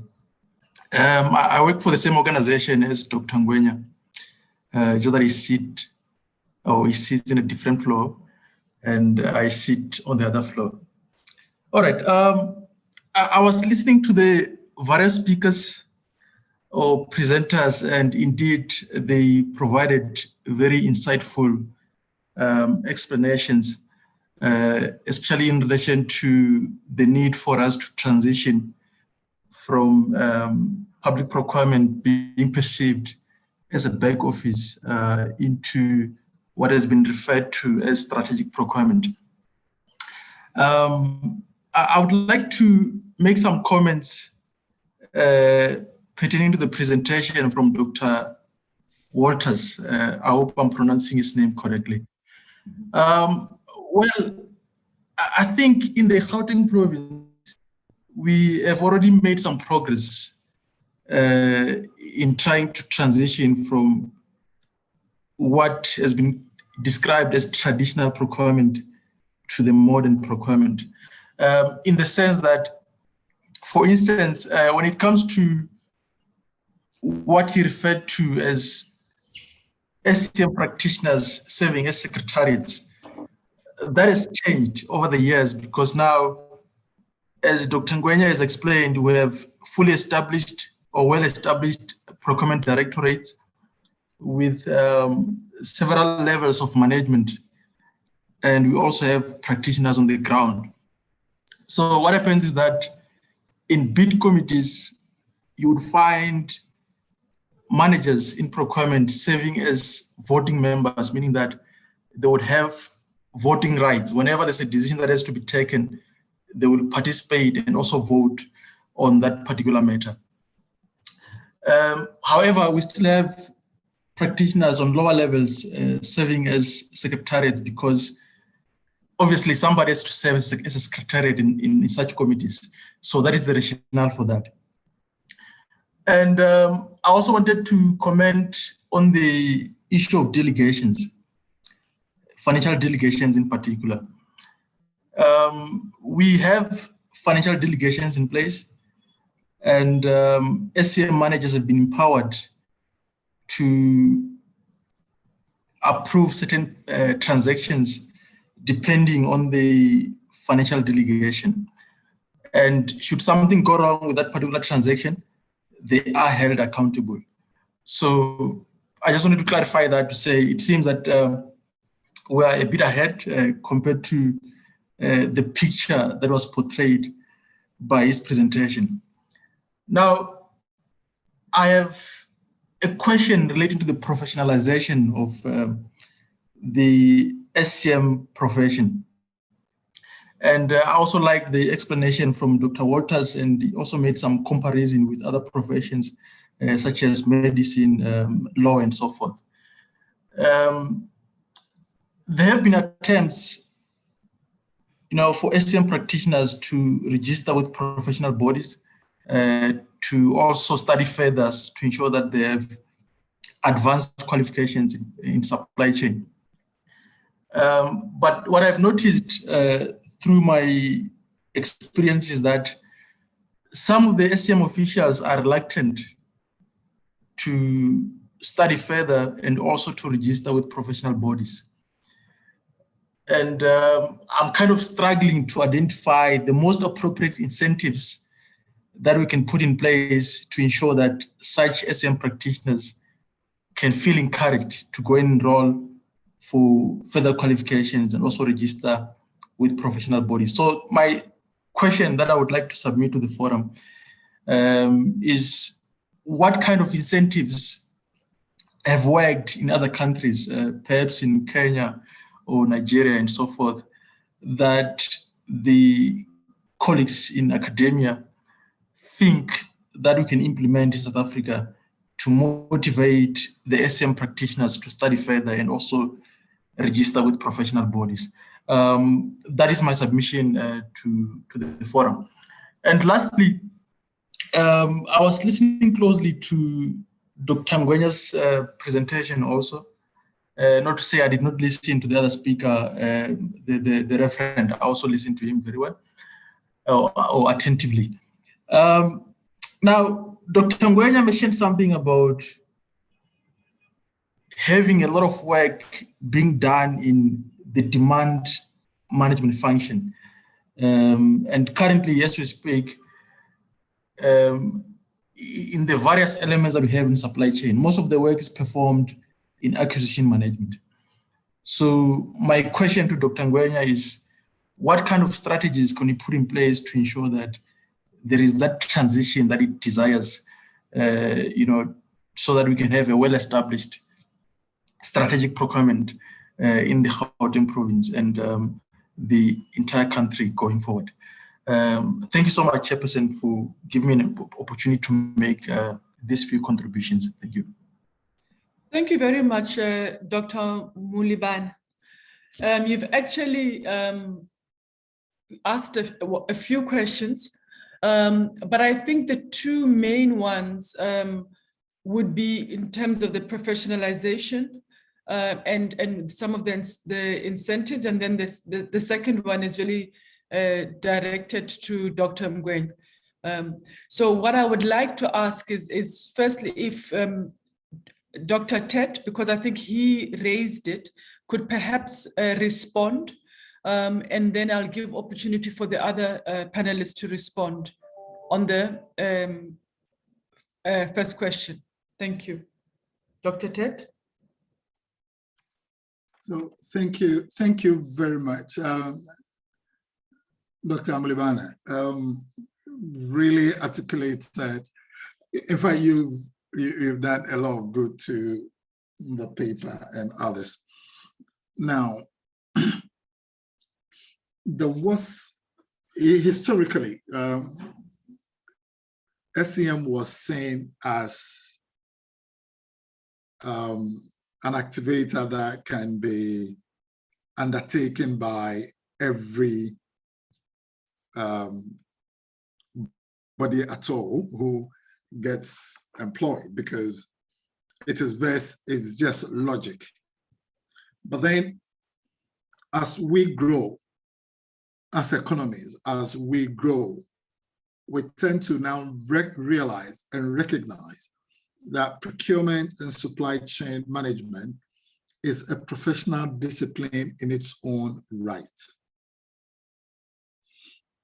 Now, the question is a bit to find out those who are already working and those who now want to hit into it. Professionalization for the practice becomes more important if we want to be recognized within the public space as a professional cohort. That would have to be governed by a legislation. And we will want to make sure that whatever we do is to be held accountable. And we're ready to make sure that anybody, any colleague who fails to comply with these regulations can be brought to scrutiny and probably be sanctioned, just like any other profession we have. Like, I mean, you cannot belong to the legal fraternity and just operate or undertake certain activities without they questioning or bringing you to book. And that is where we're going, or we need to get to, for the nations, for the cities, for the states, the provinces, to take us for serious and recognize us as a collective.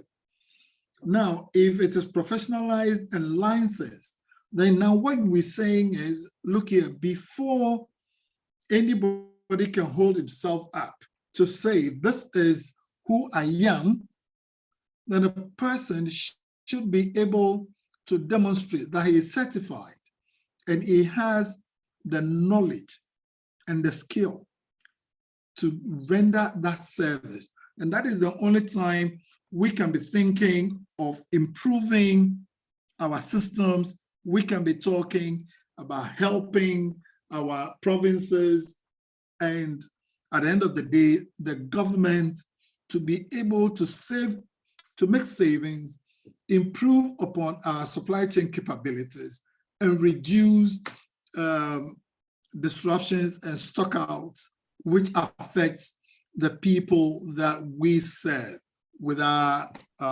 expertise. This will be my first initial take on it. Thank you. Thank you very much, Dr. Ted. I'll open it to the other two presenters if they'd like to make a quick comment in terms of providing some advice or guidance on the professionalization aspect. Yeah, oh, sorry. Can I come? Yes, Dr. Mgwenya, and I will Yeah. invite you also to respond to the second question whilst you have your mic on. Thank you. All right. We have, for the last 2 to 3 years, been working on the professionalization of SCM practitioners. I think Prof M knows, because he's very central to that. What we're trying to do is to make sure that any practitioner in the SCM space is accorded some kind of designation. Now, what does it mean? Within the next 3 to 5 years, we are hoping that any practitioner in that space, in whatever rank, they should then be affiliated to this interim council, which is already in place, and it will probably be promulgated very soon. Now, the implication thereof is that if you do not have a designation of some sort that goes with qualifications, you would have to be either be redeployed out of the SCM space. Now, there will be an instruction at some point through our national office to give some kind of, shall I say, opportunity for serving employees to upgrade themselves to the required NQF levels. There are a number of them. Now, in other words, at a particular time, if your time expires, then there will be, you will have to be redeployed somewhere else, or whatever strategy there is. What I'm saying, there is a process in place, and it is not just a pigmentation of imagination. It will happen. And I think in the next month or so, there will be visitation from National Treasury to us, including my colleague there. You will be asked to participate. But there is a process in place, there is a council, and all practitioners will be expected to acquire some kind of designation in terms of their experience, in terms of their qualifications, and be offered an opportunity to improve themselves.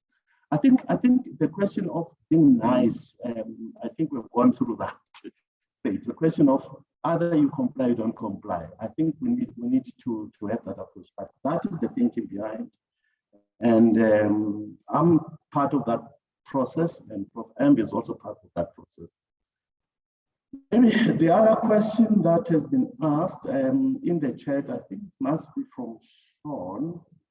Sean was asking that once a contract has been awarded or tender has been awarded, who then supervises the supplier or the service provider? And these are just my ideas.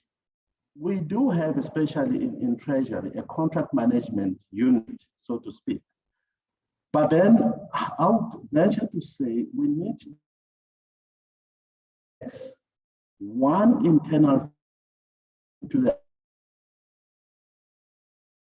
and so on, but also an external focus that would then literally supervise the functioning and of the suppliers, not just supervising, but also develop the skills capacity, because it's certainly lacking even in the service providers. So I would be saying that it therefore becomes a responsibility of us as government to ensure that we monitor the contract once it shall have been awarded, in as much as we're looking into the administrative part of it, which is also our responsibility. I think the other question, don't get it clear, but the point is, generally speaking, we cannot leave that function to chance. If I had a way, I would be looking into the structure of our procurement environment.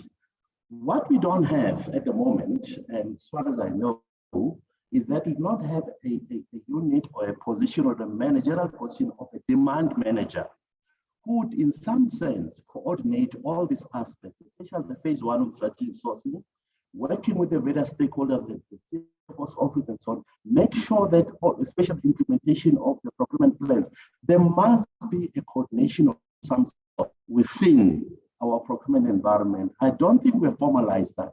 I would venture that let's rather look into the possibility of formalizing that and see how best we can manage that.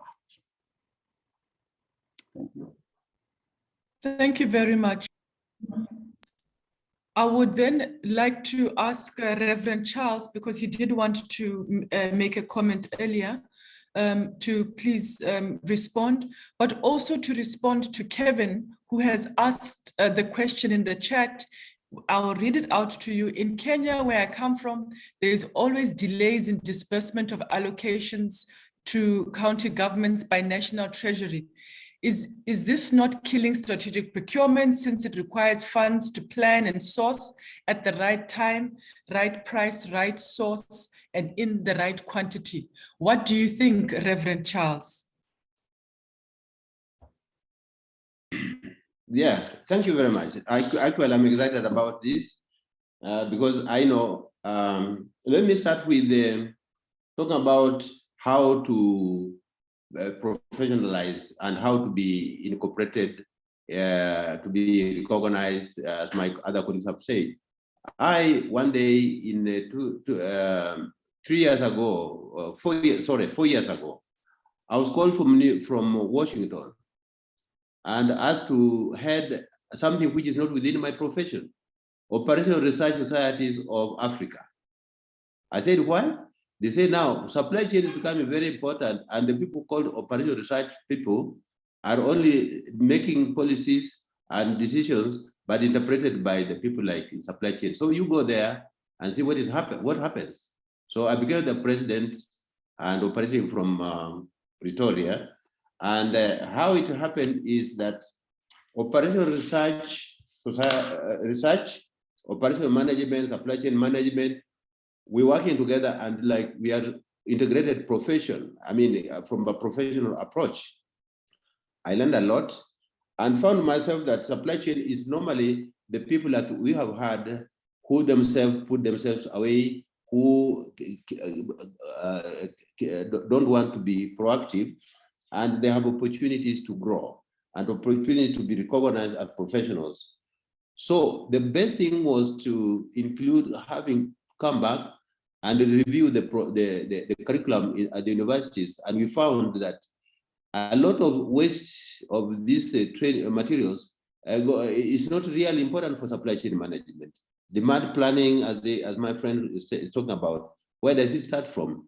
You must study econometrics, statistics, and also then a few of those things which are real supply chain. What is supply chain really proper is not so much of learning this and that and all that. It is what brings to as a backbone, which is supply chain rights on.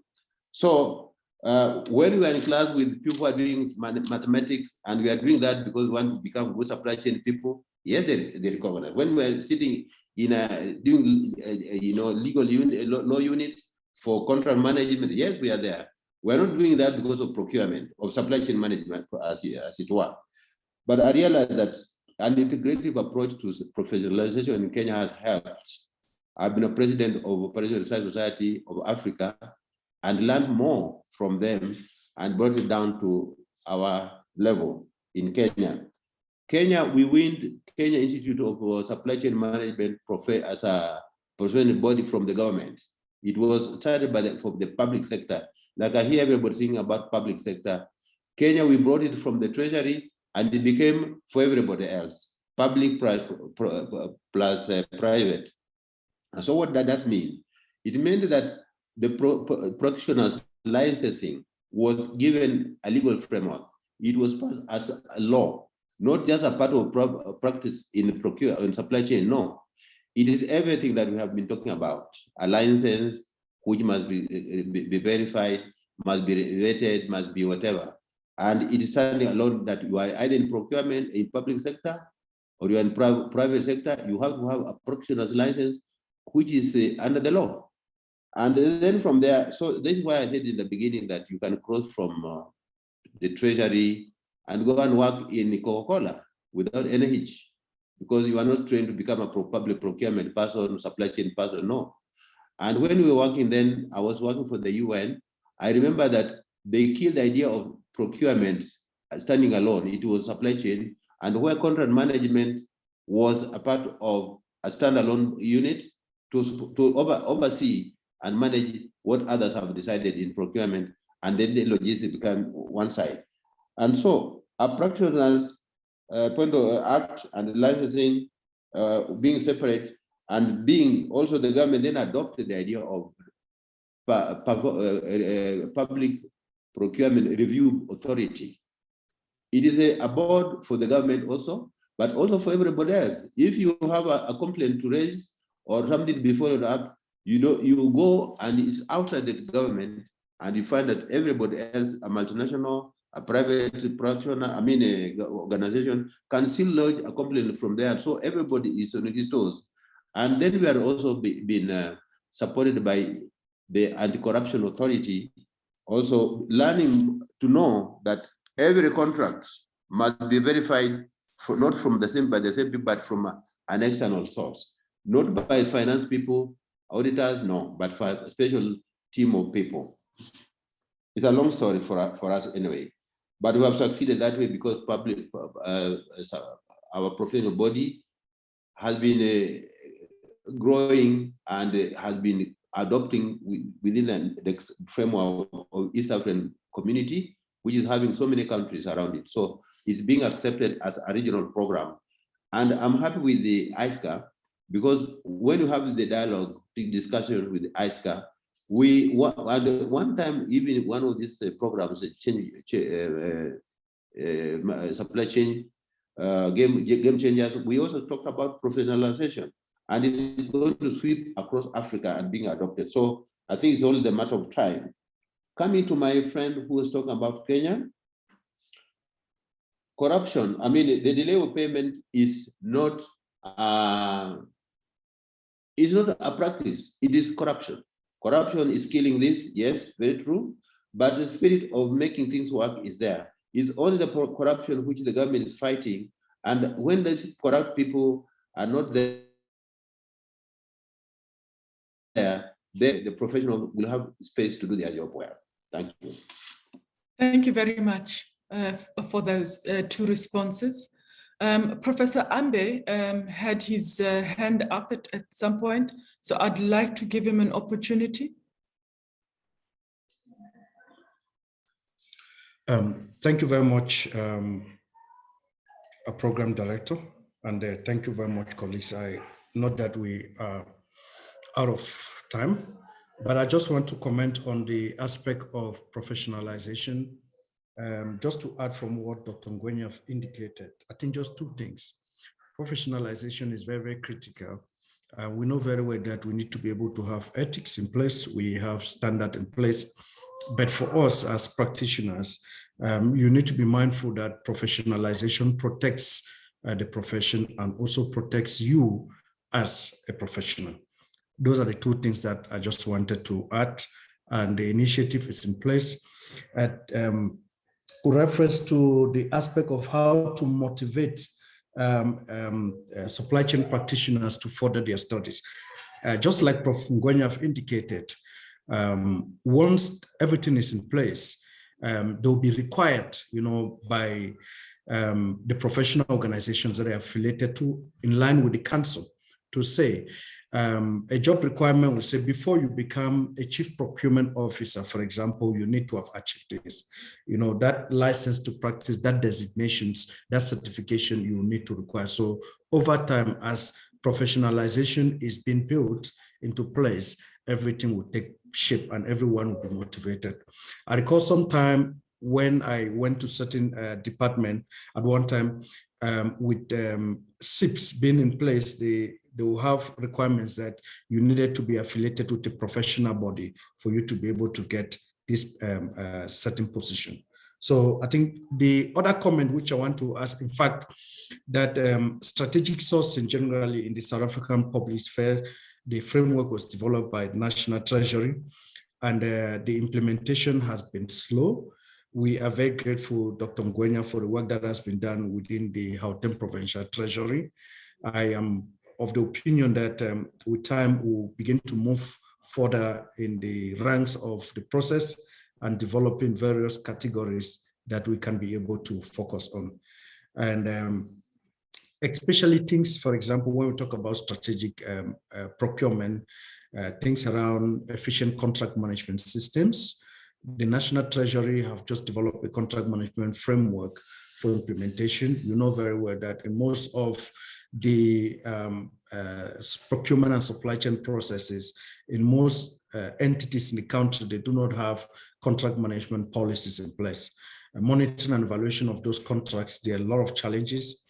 You have very aware issues of supplier relationship management with the enactment of the supply chain management policy in South Africa. I mean, previously, supplier relationship management was seen to be a taboo. I think we are maturing slowly in understanding that supplier relationship management is very, very fundamental in the process. So I think we'll make a good, slow and good stride. But to the Gauteng Provincial Treasury, Dr. Mgwenya and team, we applaud you for the effort you are making. We believe and strongly support you to make greater stride and develop a full functional unit with the strategic category management and category teams that you will be established, if not yet in the future, so that we could be able to have a fully fledged strategic procurement management team. Thank you very much, Dr. Yanda. Thank you very much, colleagues. Thank you very much. I have noted the time. It is now 5:30, which is, I think, the longest Game Changer series that we've had. I would like to pause here and just take this opportunity, firstly, to thank the speakers who have really engaged the topic. I can even see from the comments in the chat, people have also been engaging and enjoying what you're saying, and really learning from the vast experience that you have. So I'd really like to thank you for your participation in this Game Changer series. I'd also like to thank the people, I'm going to say the people in the room, in the virtual room, who have participated in this and stayed for this whole Game Changer series for over 2.5 hours. So to everyone that is still here enjoying this particular discussion, thank you very much for logging in, joining, and listening to what these great public procurement giants have been saying. As you know, we have our Game Changer series once a month on the last Tuesday of the month. So I invite you again to join us on the last Tuesday of June, where we will be having our next Game Changer series at the same time at 3 o'clock. And I can assure you that it will be as dynamic as this afternoon has been. At this point, I will say thank you again, everybody. Thank you to AISCA back office as well, who've been looking after the chats and letting you in. And to say to everyone, please enjoy your afternoon or your evening, wherever you are on our continent that you may be. Thank you very much, everybody. Thank you very much, Doc. Thank you very much, Dr. Nteta. Thank you. Thank you very much, colleagues. Thank you, Thank Dr. you. Thank you. Thanks, everyone. Everyone. Thank you so much. Cheers. Thank you very much. Bye. This was very And, educative. thank you. Yes. Thank you. Adios.